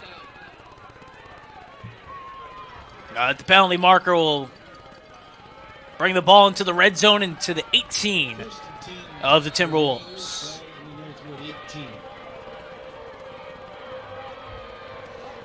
Tight end is behind the line right side, receiver on each side, and Davis in the backfield with Harrison, the QB. First down and 10 at the 18. A long wait, but a handoff to Davis. And Northwood sniffing that out well. 3 Timberwolves take him down at the 16-yard line. Got Ace Thomas in there. Joe Lathers. And Cole Simpson. 10 to go, third quarter. Findlay back in the red zone. It's been 2 Farmer rushing touchdowns from a yard out. It's Christian Davis right now in the backfield. And the Farmer did most of the work on this drive. Now going to Davis. They just had the short gain of 3. Back to Davis, back up the middle, but this into the awaiting arms of Simpson. We've been playing until that whistle blows, drives Davis back. Cole Simpson, who's got 54 tackles this year, 7 last week, and the stop right there to bring up another third down. Findlay's converted at a 50% clip, 4 of 8 today on third downs. And a third down was pivotal in a spot like this, a third down and long in the red zone to get them to the 1 and get them their first score. That was early in the first quarter. 3rd and 7 here. Play action. Harrison over the middle. Into traffic. It's incomplete. Alfred in coverage along with Ace Thomas. And Isaiah McGarry was coming in late too. And the stop necessary and the stop gained by this Northwood defense. They were looking for Nielsen, the receiver. And now bring on the field goal unit to try and push this lead back to its highest point today, which has been 14. Zachary Barnes is the kicker. Holder is the punter and Clevenger.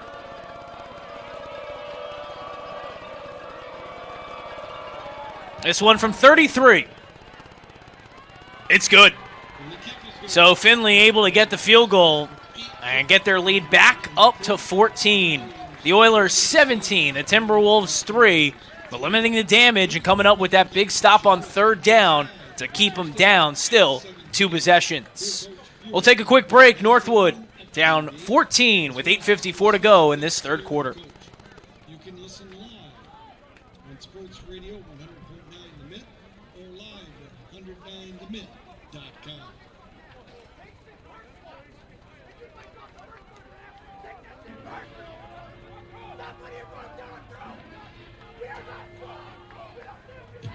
Kicking off for the Oilers, Aaron Clevenger. Deep for the Timberwolves. Kyle Minutes and Jeremy Hansen. Let's have him for the kickoff. Make some noise.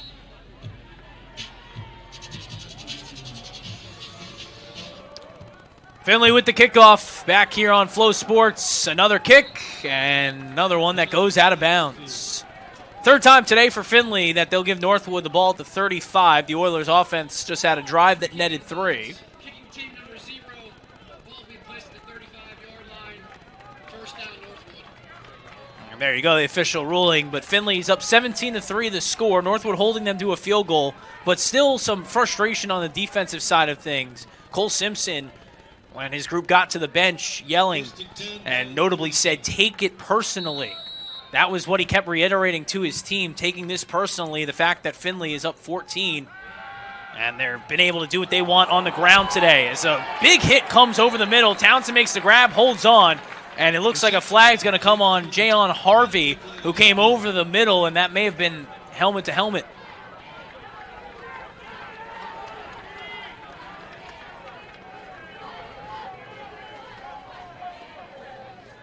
The officials conference at the 40.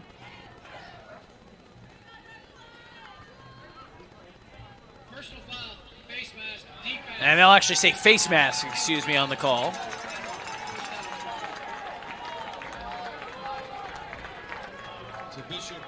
So the ball at the 45-yard line now on the most significant penalty in terms of yardage for Findlay here to put Northwood at a 1st down and 10 at the Oilers' 45. 4 receivers set here. Hill is the back. Rivard's at the bottom of the screen. And you've got the Booz brothers on the right. Well-protected pocket. Hamby fires left side to Rivard, who makes the grab and sidesteps out of bounds at the 29. 16-yard reception for Mitch Rivard. Second grab of the afternoon and a 1st down pickup for Northwood. With the quick pace back to it. As Findlay's able to substitute a member on and then off their defensive line. But a 1st down and 10 here at the 28.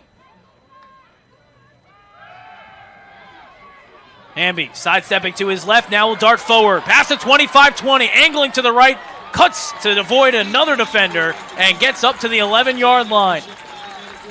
Hamby's best run of the afternoon. What he adds to this team. Able to get the blocking necessary to step up and make the play. Now look at this formation. You got big Kevin Brown on the left side with 3 receivers. Brown, who we've seen as a rusher in certain formations in the shotgun. He's a big target out there, number 7-7. Receiver to the right, too, is Hill. Will the big man get a touch or be a extra blocker in? Hamby takes it, will wing it to Booz. Brown able to get his block, but then the secondary comes over and makes the stop at the 11-yard line. So Brown was able to take 1 out, but a nice tackle by Harvey, who had the penalty earlier on the drive, to take down Case Booz. Now Brown back at his usual spot as a tackle on that left side of the line. 3 receivers right, Hill as the back. 2nd and 8. Hamby looks right side, now will dart up the middle and spins forward for a short gain.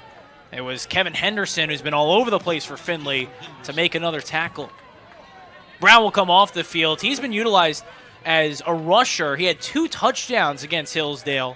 A great story in Brown, a Lake Elsinore, California native. His first year as a starter, a junior redshirt. And he's been a big member of the offensive line. And how about a halfback, right? He's got the 2 touchdowns as well. 3rd down and 6 coming here. Hamby, a play action, fires. Back corner of the end zone, jumping up. Booz, did he hold on? He did! Lake Booz, touchdown, Timbies.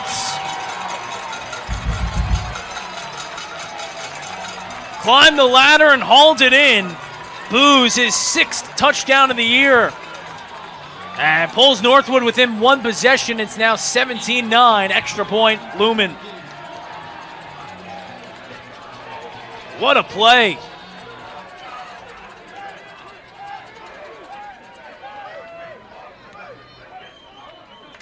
Drew Cady on for the extra point.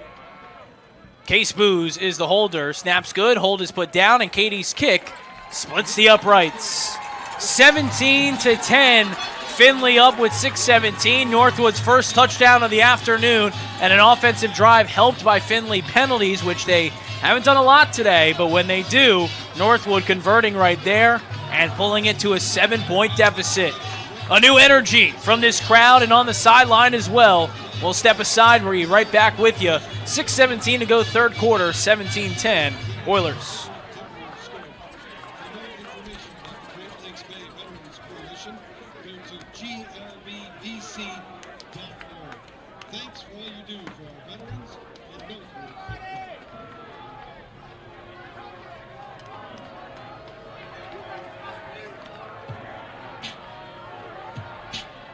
Kicking off with a Timberwolves crossing. 7 point. That's the difference. Findlay up 17-10. Northwood just getting a touchdown from Lake Booze. As Bryson Backus puts it end over end, a deep kick that will go into the end zone for a touchback. And Northwood special teams running through pay dirt. Liking the coverage that they provided, laying some hits. And the energy definitely upticked with the offense coming through. And now on their unit that they lean on the heaviest, the Northwood defense. Got a stop in terms of holding Findlay to a field goal on the last drive. Would love to keep them off the board on this drive. An Oiler attack that's been on the ground and was real good in that first half. Findlay will come out with Jaden Farmer in the backfield, 3 receivers set. And the tight end to the right in Gubo. It's the Farmer going left side. Stiff arm of one tackler and up to the 30-yard line on a hard-earned run for Jaden Farmer.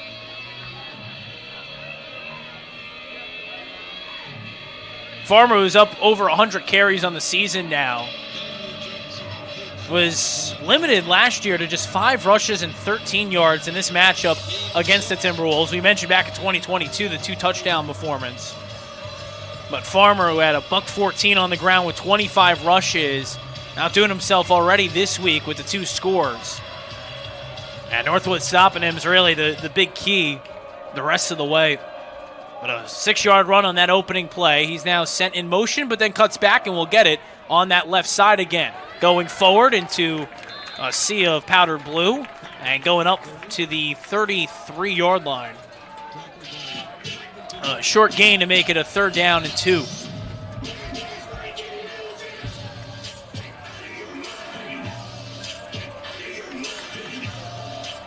Farmer comes off. Christian Davis comes on.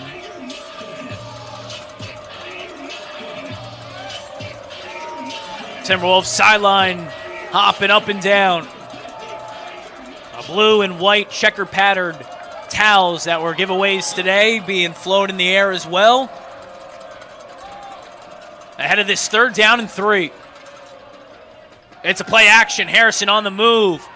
Gubo, the tight end, hauls it in and gets the first up to the 38. A push pass from Harrison. And able to find the tight end and actually...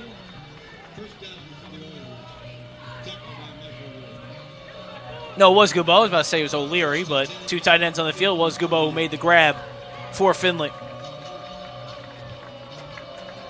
First down picked up. And now 1st down at the 38.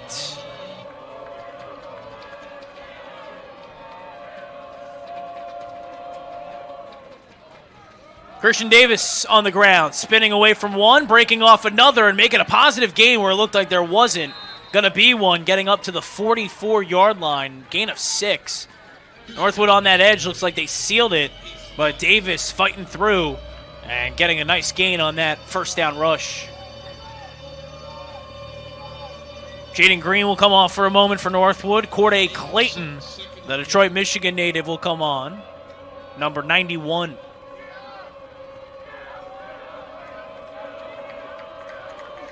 It's a 2nd and 4.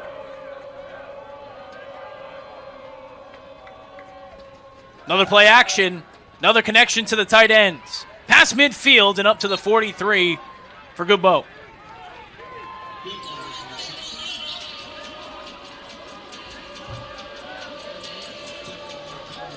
That play working. And if you're Northwood and just the way Findlay's running the ball, you gotta load the box. Can't cheat and put more in the secondary. You gotta stop the run first. And the play action has been there with the rolling tight ends. Got Ian Holiday on the field for Northwood, too, as a linebacker on that edge. Davis now to the left of Harrison for a 1st and 10 at the 43. It's a motion man. It's a handoff, and it's Furlong who makes a man miss and goes forward into the awaiting arms of Cole Simpson. Short gain of 2 for Furlong. Just his 5th rush this year. Furlong, we mentioned, 8 touchdowns, 639. And in terms of receiving yards, today a grab for 23 yards. And he's a junior. This is a real big season. He didn't play for Findlay. He was on the team in 23 and played in 2 games as a special teamer a year ago, but has emerged as their #1 receiving option with the loss of Red Douglas from last year. Douglas, by the way, was a signee during the offseason and practice squad member of the New York Giants. As that first down play, there's a deflection coming in as Pennick to knock it down. And straying there in terms of that second down play, I should say, for Findlay. Going to the pass, and a knockdown brings up a 3rd down and long.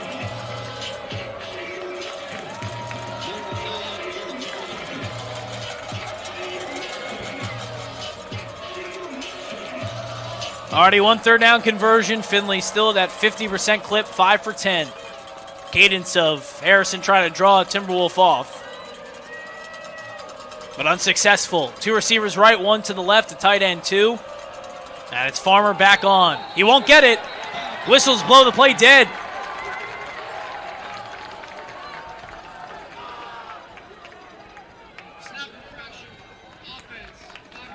Ball start. That will bring this back to the 47.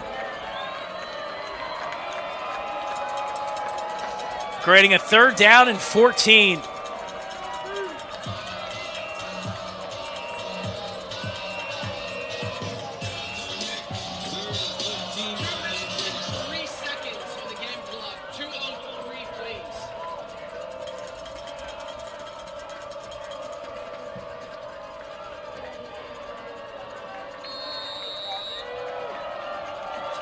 Third down and 9.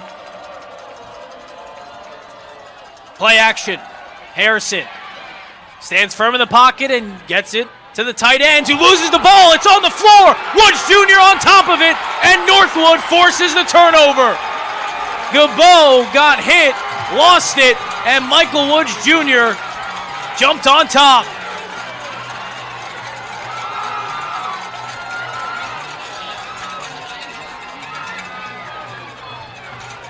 Joe Lathers was big on that play too, forcing it out.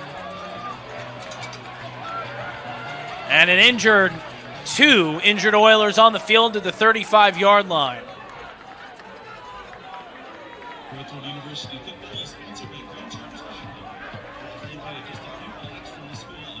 And the Findlay athletic training staff on the field right now. We'll step aside with $1:55 in this 3rd quarter. Findlay 17, Northwood 10, and the Timberwolves will take over on offense in a moment. Northwood University. We can have your attention for Caitlin Erickson. Please report concession stand.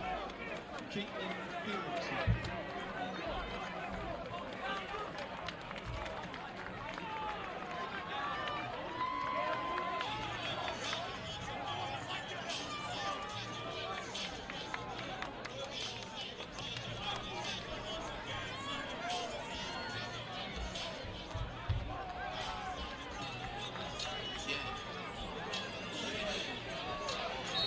Northwood offense on the field, both Gabo and it was Farmer too, the other injured player, to get off under their own power to the sideline. So 1:55 to go 3rd quarter, 7-point game, Northwood trailing, but forcing the turnover. First down and 10 play here. Hamby with the pocket collapsing, and he's taken down, ball on the floor. It skirts away from him, and Findlay jumps on it. A turnover forced by the Oilers. Right after the Timberwolves forced one, Findlay returns the favor. Weinrout jumped on it, and Hamby lost it, and then for a moment looked like he regained it, but then it skirted along the turf and picked up by the Oilers. And now at the 27-yard line of the Timberwolves. That is a gut punch for Northwood, especially for this defensive unit that was riding high, forced a turnover, and have to go right back out into the field. First down and 10 for Findlay. Tight end is O'Leary on the field, so the backup option. It's Davis, the backup back, too, but he's been effective at times today as he spins away from one into the hands of another and goes up to the 24-yard line for a gain of 3. Kinley Underwood will come back into the game, number 10 for Northwood.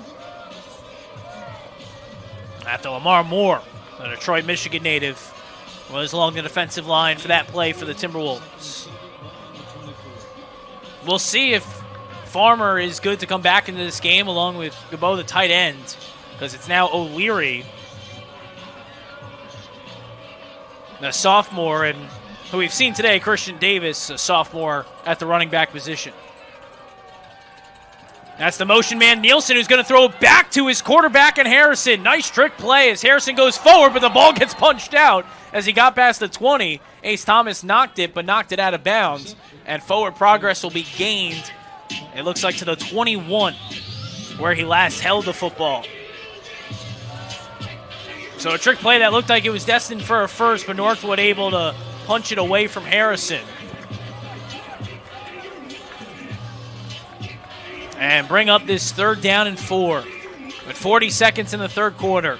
Pennick comes in for Underwood on the defensive line. It'll be trips right. Now Davis set in motion. It's an empty set with Harrison all alone. Takes the snap, looking over the middle, stepping up, wanting to utilize his legs. A push pass forward with 2 hands, kind of like a chest pass in basketball, and getting it up to the 12-yard line to Julian Johnson, the Romulus, Michigan native. His first target this afternoon, and was aware of what his quarterback was trying to do. And Harrison able to push it forward with, again, the 2 hands to pick up the first. Andrew Timberwolf at the tail end of this play.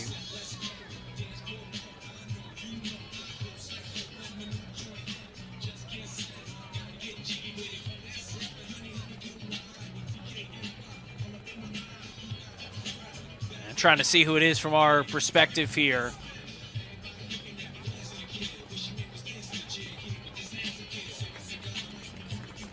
It's Jeremiah Pennick, who we just mentioned, who came back onto the field. He's up and walking over to the sideline.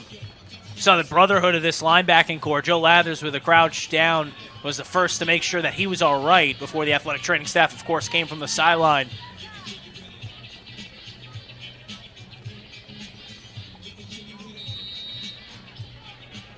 Just a tight unit as a defense overall. This will be a 1st down and 10 play. The time will run off the clock to bring us to the end of the third quarter. The Timberwolves able to pull this to a 7-point deficit after they trailed by 11 at the half. The biggest game in 2 decades here for Northwood, and they're within a score as we'll begin the 4th. Stick with us here on Flow Sports. Ladies and gentlemen, please direct your attention to the north end zone for the A&W football toss, where Christian and Landon will attempt to throw 10 footballs each to target in 30 seconds.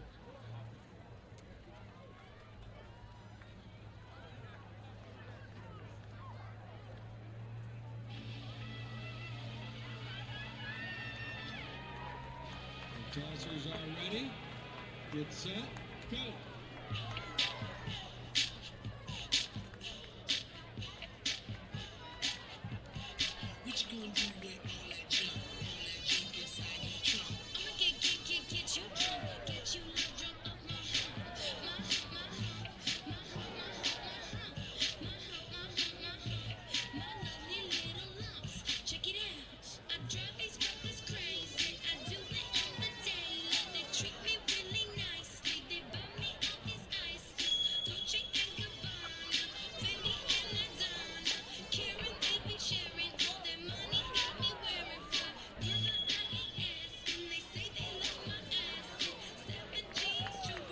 Congratulations to our winners, taking home a Woody Bobblehead. Thanks for participating in the A&W Football Toss.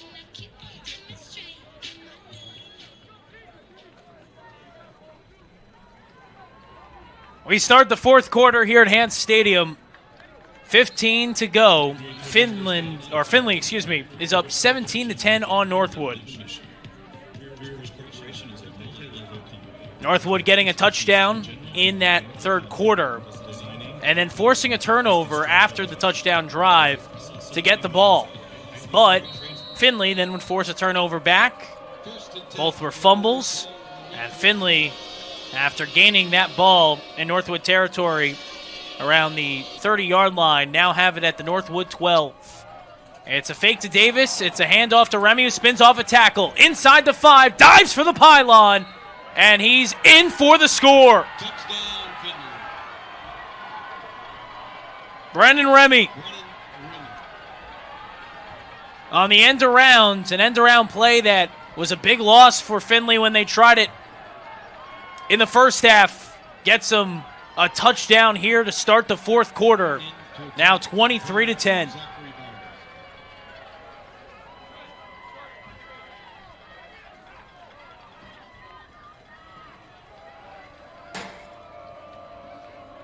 Snaps high, but hold is placed down, and the kick is up and through for Zach Bartz, a freshman from Cannonsburg, Pennsylvania. So now it's the largest it's been, again, a 14-point deficit. And the turnovers have been real critical for Northwood. Both times they've turned over the ball, giving it back to Findlay. They've netted the points. You go back to that punt that was fumbled. That's what started the game after a 3-and-out from Findlay's offense. They gain it back and go forward and score. And then, after forcing a fumble of a tight end, Northwood defense getting it, Ethan Hamby on the first play of their new drive would fumble. Findlay would get that. And then the Oilers would get a touchdown. So 14-point advantage, 24-10 the score.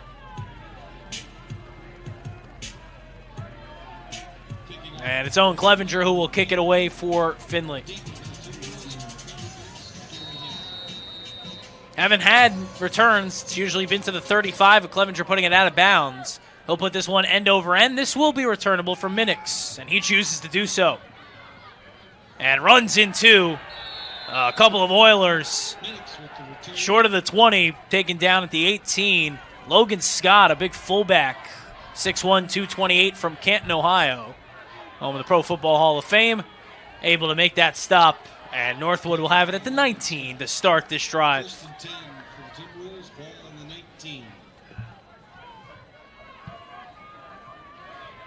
It was a connection for Lake Booz and a touchdown for the Timberwolves on that last offensive drive before the turnover.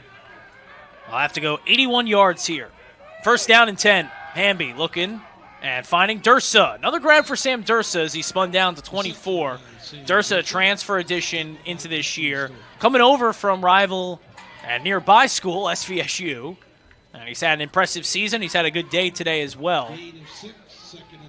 And a 6-yard reception on his third catch of the afternoon. Second down and 4 here. Hamby will keep it and get upended. That's Henderson once again. Who's been a menace. He's had a sack of Hamby today. There, stopping him for a tackle for a loss.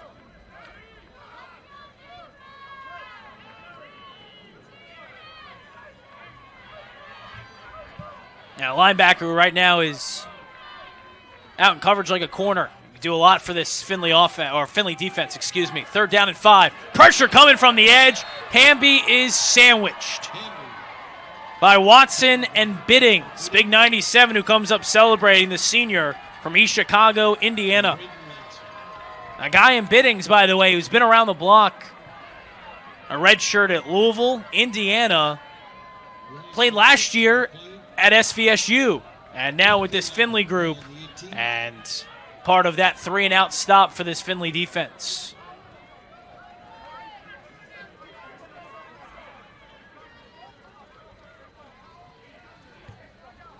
On a retro bunt away. And fair. Caught by Remy at the 47 is what they'll give for Findlay to start this offensive drive. Northwood defense back onto the field. Time of possession continuing to be dominated by Findlay here with their run-first offensive attack and those multiple 3-and-outs forced.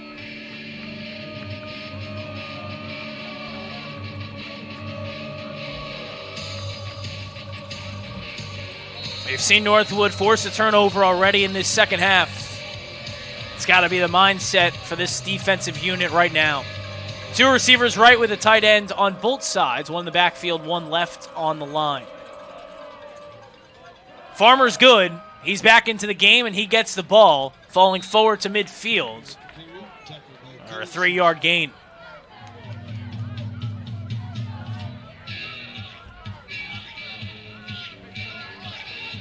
And the player down at the tail end of this. It appears to be Farmer. Again, he was hurt on that turnover. Was favoring his lower body, and it is again.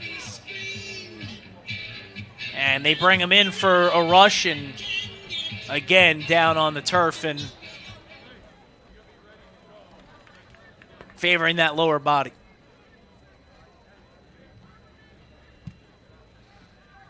With 12:49 to go in this contest, the Oilers 24, the Timberwolves 10.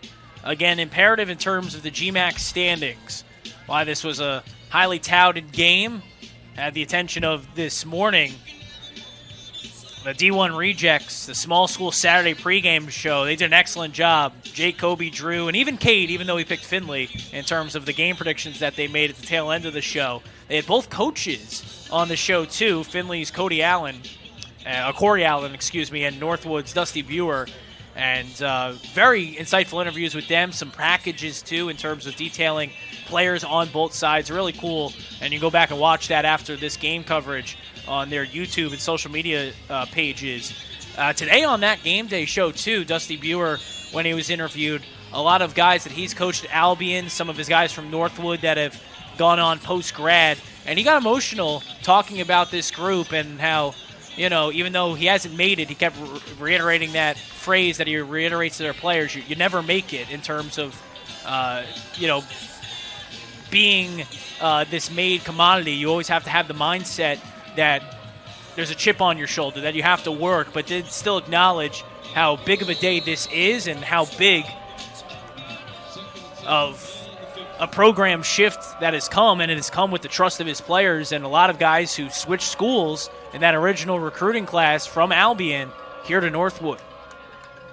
2nd down and 7 here. It's a handoff. It's Davis, with Farmer getting off the field after the injury, and Davis going forward to the 46. It was also a great atmosphere in terms of that pregame, too, that college game day-like feel. And Northwood fans who were tailgating early this morning. Findlay, who traveled well, too, for the team from Findlay, Ohio. And this Oiler team faced with a 3rd down and 3 here. 12 to go, 4th quarter. Davis is set in motion. Back to Harrison, looking over the middle. We'll drop it to Davis, left side. He goes forward. Cole Simpson wraps him, but is he short of the line? He is, wrapped up at the 44. 2-yard gain, a 4th down coming. So the safety valve of Davis able to get them closer, but still bring up a 4th. If you're Findlay, you're confident in your ground and pound attack. Even without Farmer, you feel Davis could get you a yard if need be, and that's why they're going to keep this offense on the field. For a 4th down and 1. Needing a yard, needing the 43. And a diamond with 2 blockers in front of the quarterback and Harrison. So maybe not a diamond, maybe more like a letter T. As whistles come and a delay of game from Findlay. The cadence of Harrison didn't draw a Northwood defender off, and they elect to take the delay and give more room for their punt unit. So the Northwood stop Findlay not going to push the issue. They trust their defense to get another stop, especially if they could pin Northwood deep here. That's the goal for Clevenger. Minix is the returner back. Again, he's got 2 touchdowns as a returner this year, a kick return and a punt return. As Clevenger puts a high booming kick, end over end right side. That will bounce at the 15. It will bounce backwards, but stay itself inside the 20, and now roll forward and stop at the 17-yard line. So a good punt inside the 20 for Clevenger. Northwood's offense will set up shop at the 17 with 10:35 to go, down 14. November 8th, noon kickoff against Tiffin. They close the regular season on the road at Rush on the 15th. Return the kick. Holding. Receiving team number 22. Penalty is out the distance to the goal. First down. So I didn't see it, but a flag was thrown. A holding was called. So this ball is going to be inside the 10 now. But down at the 8. So 92 yards, the T-Wolves will have to go. With a 4-receiver set, Brown is the back. That's back into the contest. Devin Brown, who's had a quiet game after his best career game as a Timberwolf last week against Kentucky Wesleyan. They'll give him the first touch. He darts to the left and runs into a pack of those white jerseys. Anderson was there. Johnny Harris came in, the safety number 2. And gain of nothing. Northwood quick to it, though. 3 receivers right, 1 to the left.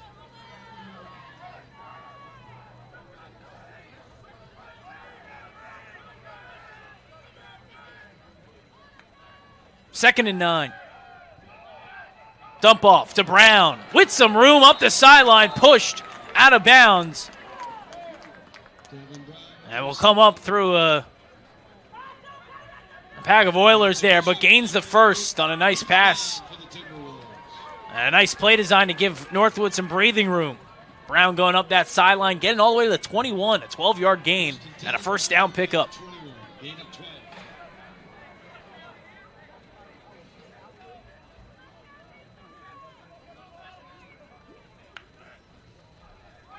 Handoff Brown. Up the middle and up to the 25-yard line. An open field tackle for Findlay's John Slapper, a sophomore from Perry. Tackled by John Sloper.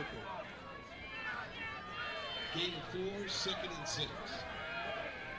4-yard gain, second down and 6 with 9:15 and a 14-point deficit.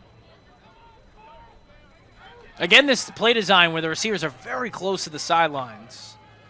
Hands at the bottom of the screen, gives some more room for Brown, who brushes off 1 tackle. And then brought down after a gain of just a yard.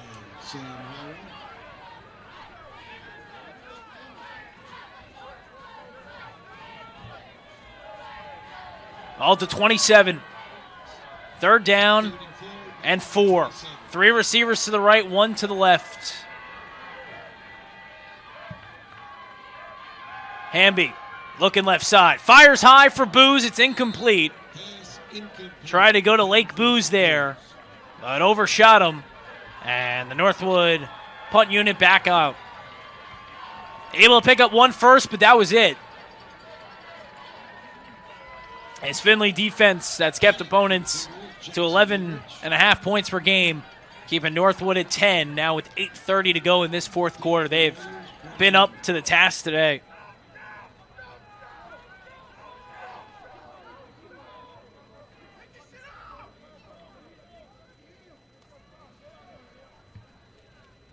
All right, end over end. Remy's there at the 40 to fair catch it. And that's where Findlay can potentially put this away with another score. Northwood's defense, again, needing a big stop. Even needing a stop in terms of a field goal would make this a 3-possession game.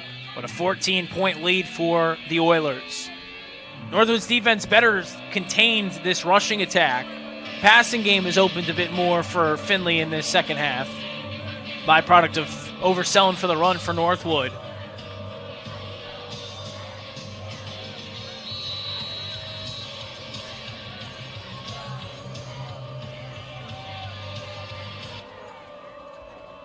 It'll be a first down and 10 here. It's back to Brown through the 45 and wrestled down at the 47-yard line. Ralph Golden makes a tackle, the Bellevue, Michigan native.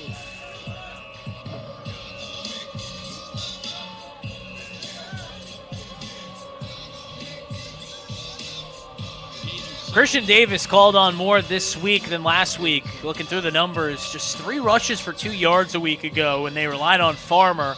Farmer dinged up still. But the blocking up front has been big, and Davis has been big too. 7 yards on that opening play, 2nd and 3. Northwood's linebackers piercing up, expecting run. It is. Davis up the middle, tries to hop over a would-be tackler, but can't. And driven down, they'll give him the 48. They'll give him a yard to make it a 3rd down and 2. Either a jump cut or something like that. But Davis appearing to leave his feet. And Northwood sniffing it out defensively.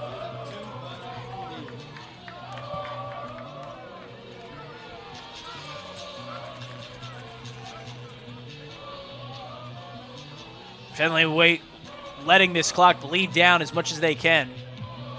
10 on the play clock with 7:05 to go in the contest and a 14-point lead. They're in the shotgun. Davis the back, but they'll do a play action. Harrison tries to throw. It's deflected and then intercepted. Simpson picked it. Lathers knocked it into his awaiting arms. And Northwood forces another turnover.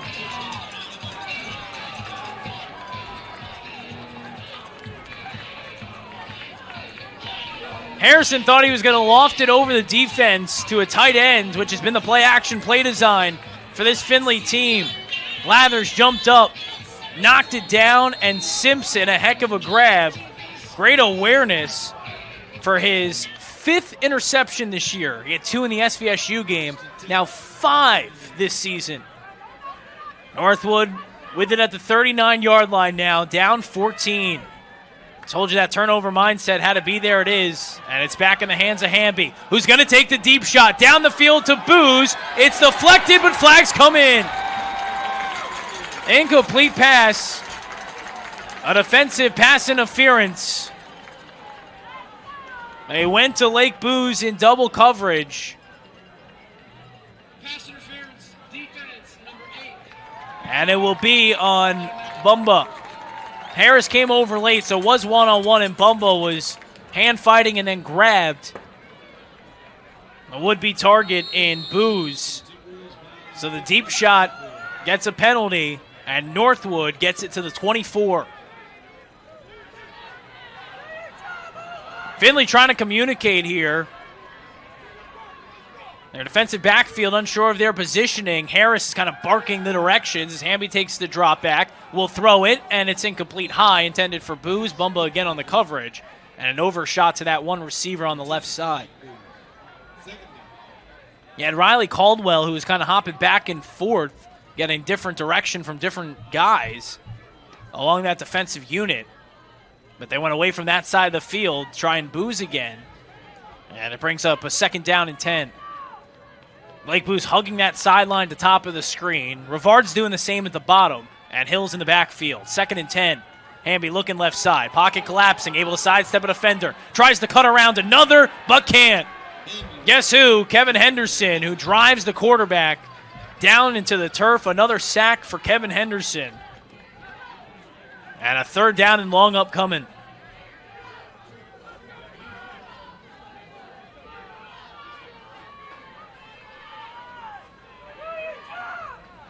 Third down and 12. Trips right.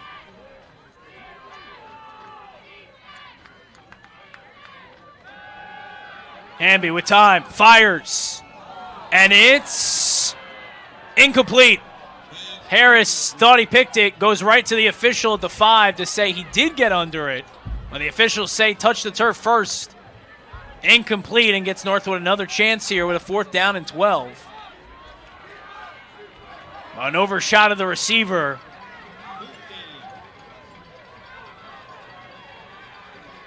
Northwood has all 3 timeouts. They want to utilize them, but come out in a 4-receiver set, Hill as the back.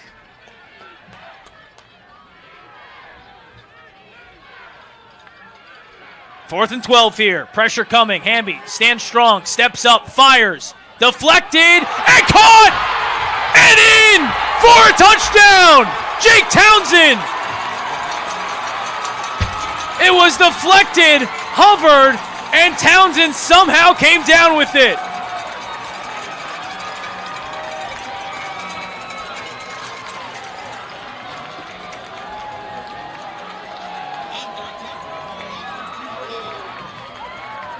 Wow!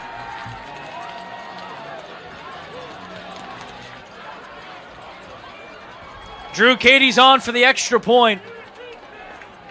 This would make it a 7-point game.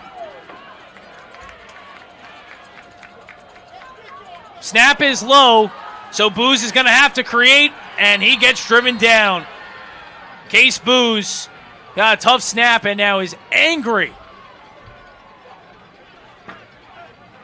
at the special teams unit.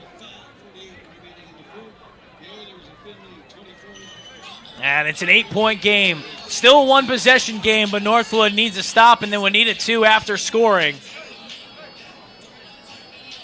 And Dusty Buer is now talking with Case Booz, who is fired up, mad at the snap or something that went wrong with that play.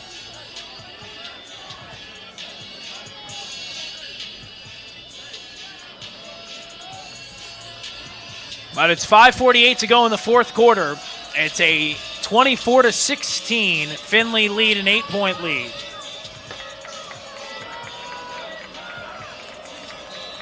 And that was a 4th down conversion for Northwood. And somehow that ball suspended itself in the air. Townsend came down with it and then came in. It's an attempt of an onside.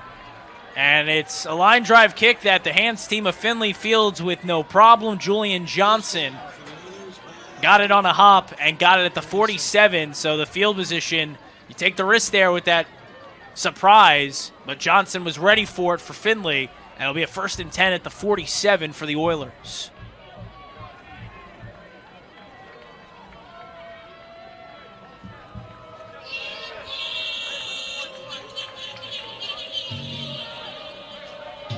Both teams with all 3 timeouts. 5:48 remaining. And an 8-point lead. O'Leary's the tight end in motion. It's a handoff to Christian Davis. Going right, cutting left, and McKinley Underwood's there to greet him at the original line of scrimmage. No gain, even with Davis zagging back and forth, trying to get some room. And he'll do its job of taking time off the clock. On this Northwood defense playing at a confident level and want the throw at this point. Say Harrison make a mistake, as he did, to give Northwood a turnover. The deflected pass that Simpson picked and just helped Northwood on their last scoring drive get good field position. And then the touchdown from Townsend. 2nd down and 10. Davis receives the handoff. Goes right side and goes forward up to the 44 for a gain of 3.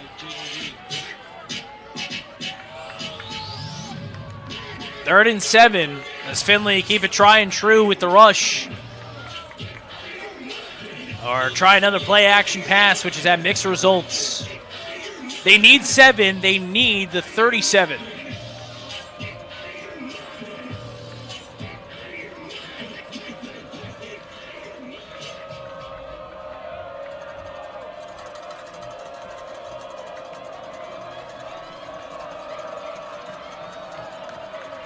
O'Leary in motion, the snap back to Harrison. He'll go to the tight end who makes the grab at the 40. To the 35-30 and jumps a defender. They'll fall forward to the 27-yard line. They go with the pass, and they find the backup tight end and Donovan O'Leary.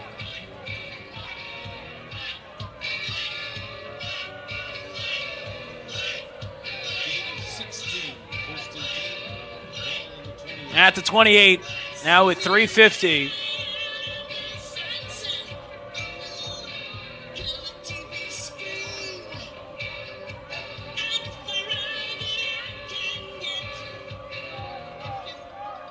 Larry's again in the backfield. Davis is the back. 3 receivers. There are 2 on that right side of the line. Davis up the middle. Cutting to his left past the 25. Ball jumps out. Ball rolls out of bounds before Northwood could pick it up. Davis coughed it up as Jalen Pitchford was able to force it out. Or make it a Gene Green.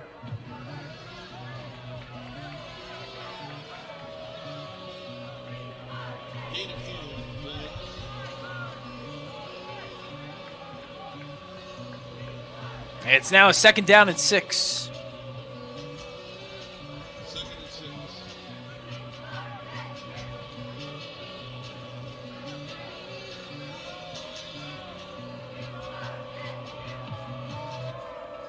Three to go in this 4th quarter.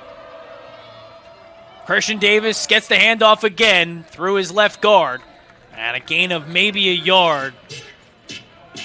Well defended by the big guys up front. Kanye Jackson, the linebacker, with the stop. 3rd down and 5 here. 7 for 15 on the day for Findlay in these 3rd down spots. Play clock's at 15, with 2:30 to go in the 4th.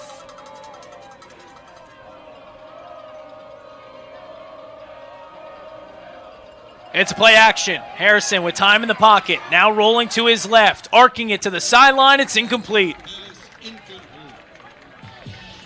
Furlong was the intended target, but a throwaway from Harrison with him all blanketed up. And now, do you risk the field goal try with a good special teams unit for Northwood?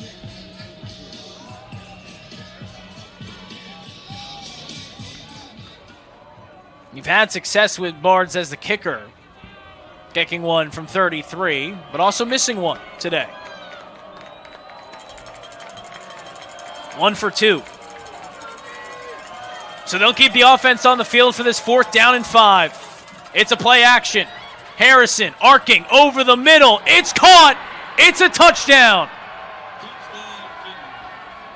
Jakar Williams, the senior 3rd-string tight end, utilized mostly as a blocker with a touchdown reception on a 4th down. The one face for Findlay today, and they get 6 on it.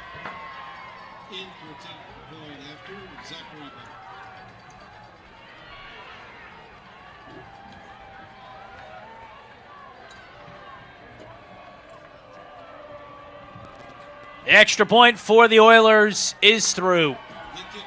They post 31 on the Timberwolves and make it a 15-point lead. Past the 20. Holding comes in. A flag comes in. You assume a holding as he does. Minix come at the 35. Then there's a wrestling match at the 30. Lorenzo Alfred and a member of Findlay. So maybe dual flags here.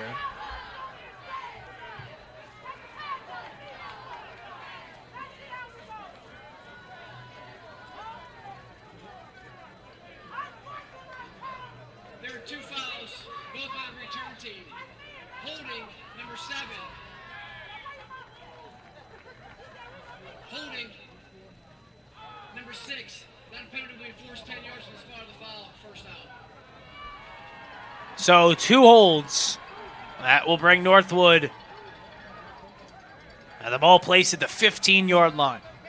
There's 2:02. And down 15.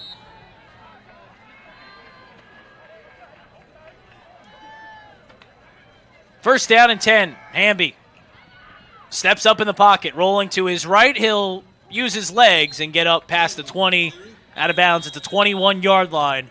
Clock at 1:55, so the 2-minute timeout. Findlay converted on their last 4th down for a score to bring it to the largest it's been today, a 15-point lead. Northwood trying to spark something, find lightning in a bottle. We'll see if they can do so after this on Flow Sports. Presented by your Mid-Michigan Toyota dealers. Get on your feet and make some noise for your Timberwolves. The cheerleaders are passing out crunchy snacks to the loudest, most supportive fans. Show your crunch time support. Presented by your Mid Michigan Toyota dealers.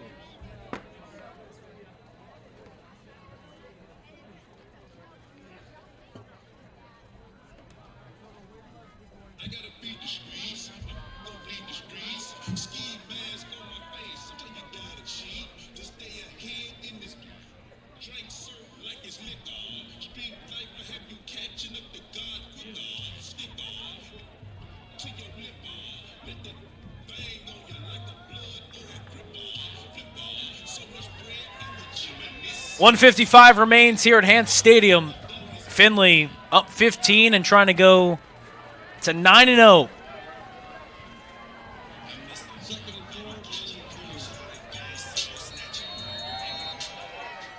Northwood, biggest game in 2 decades, being top 3 in the GMAC at this point in November. Trying to storm back. 2nd down and 5. Hamby will fire. Far sideline. Looked like contact before that ball was coming towards the receiver, but no flag. Intended for Booze, with multiple Oilers in the area. Like Booze, who has a touchdown reception today. He and Townsend have the scores for the T-Wolves. 3rd down and 4 here. 3 receivers left, 1 to the right. And Trent Hill's the tailback. There's movement. There's a whistle. There's a flag. False start, offense number 66, 5-yard penalty, 3rd down. Mitch Umler, the 3rd-year starter, the Allendale, Michigan native. He's been a big-time player on this offensive line. This program has been a starter every year Dusty Buer has been here with Northwood. 3rd down and 9. 3 receivers left, 1 to the right. Hamby fires. Incomplete. Henderson reached up for it. Durso was near the sideline. Ball arced a little more towards the middle of the field on that right side. And a 4th down and 9 upcoming. 4th and 9, 16. Findlay sideline making some noise with the quiet from the Northwood side on their sideline and the fans here at Hans Stadium.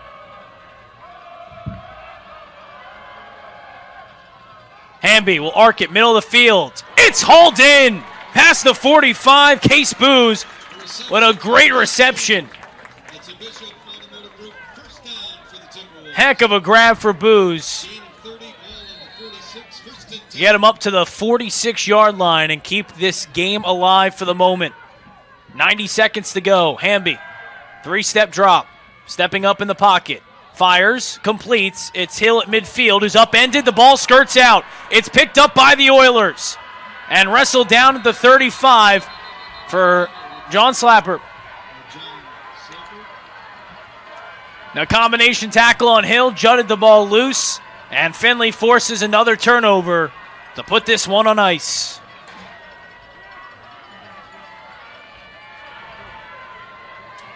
First and 10 for the Oilers. Timberwolves 35.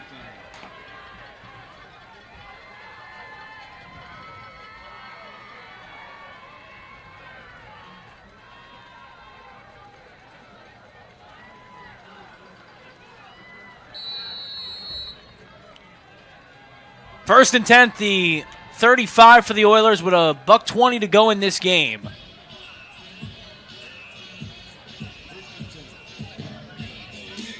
And part of the question coming into this highly touted matchup about Findlay, who's playing a lot of close games, and still has the gauntlet remaining to try and go unbeaten, but their first test of the remaining 3 as Davis comes in to the 31. A flag comes in late. Findlay's next are Ashland and then Tiffin, the battle of 2-2-4 to end the season. And of course, Ashland unbeaten in Conference 2. As will be a face mask on Kanye Jackson. But that first test of the final 3 passed. And Findlay keeps proving it, as their head coach and Corey Allen was talking about today on the D1 Reject Show.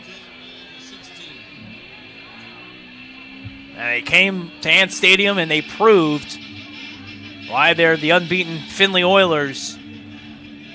that now have it in the red zone, a first down and 10 at the 16-yard line.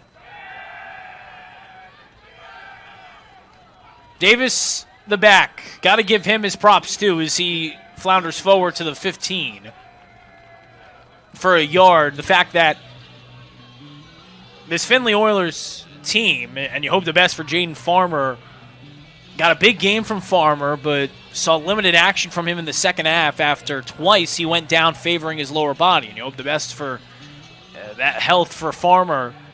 But Davis, when called upon, delivered for his team too. And then the guys up front, Nash, Lane, Faith, Bournemouth, and Miller.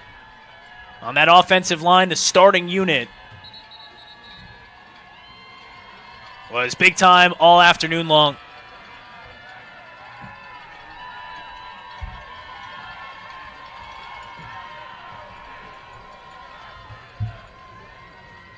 The Findlay Oilers improved to 9-0 and 7-0 in GMAC play.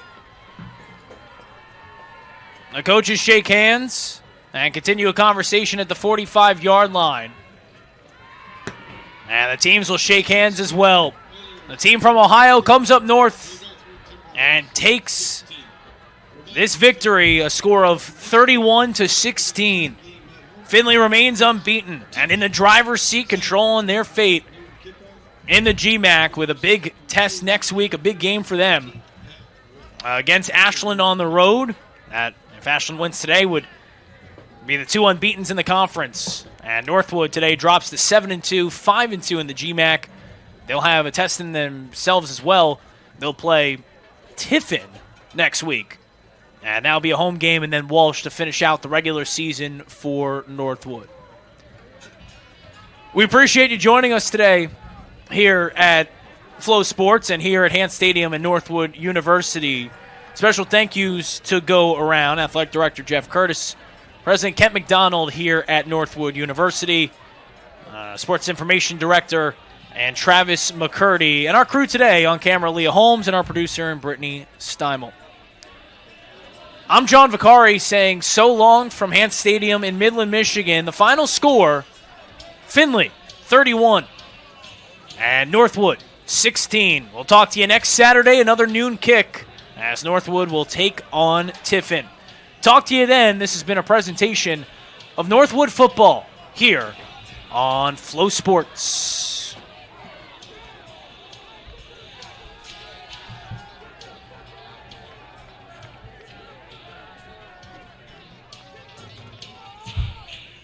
Been a production of FloCollege and the Great Midwest Athletic Conference. This broadcast, or any other broadcast appearing on this network, cannot be reproduced or redistributed without express written consent of the Great Midwest and FloCollege.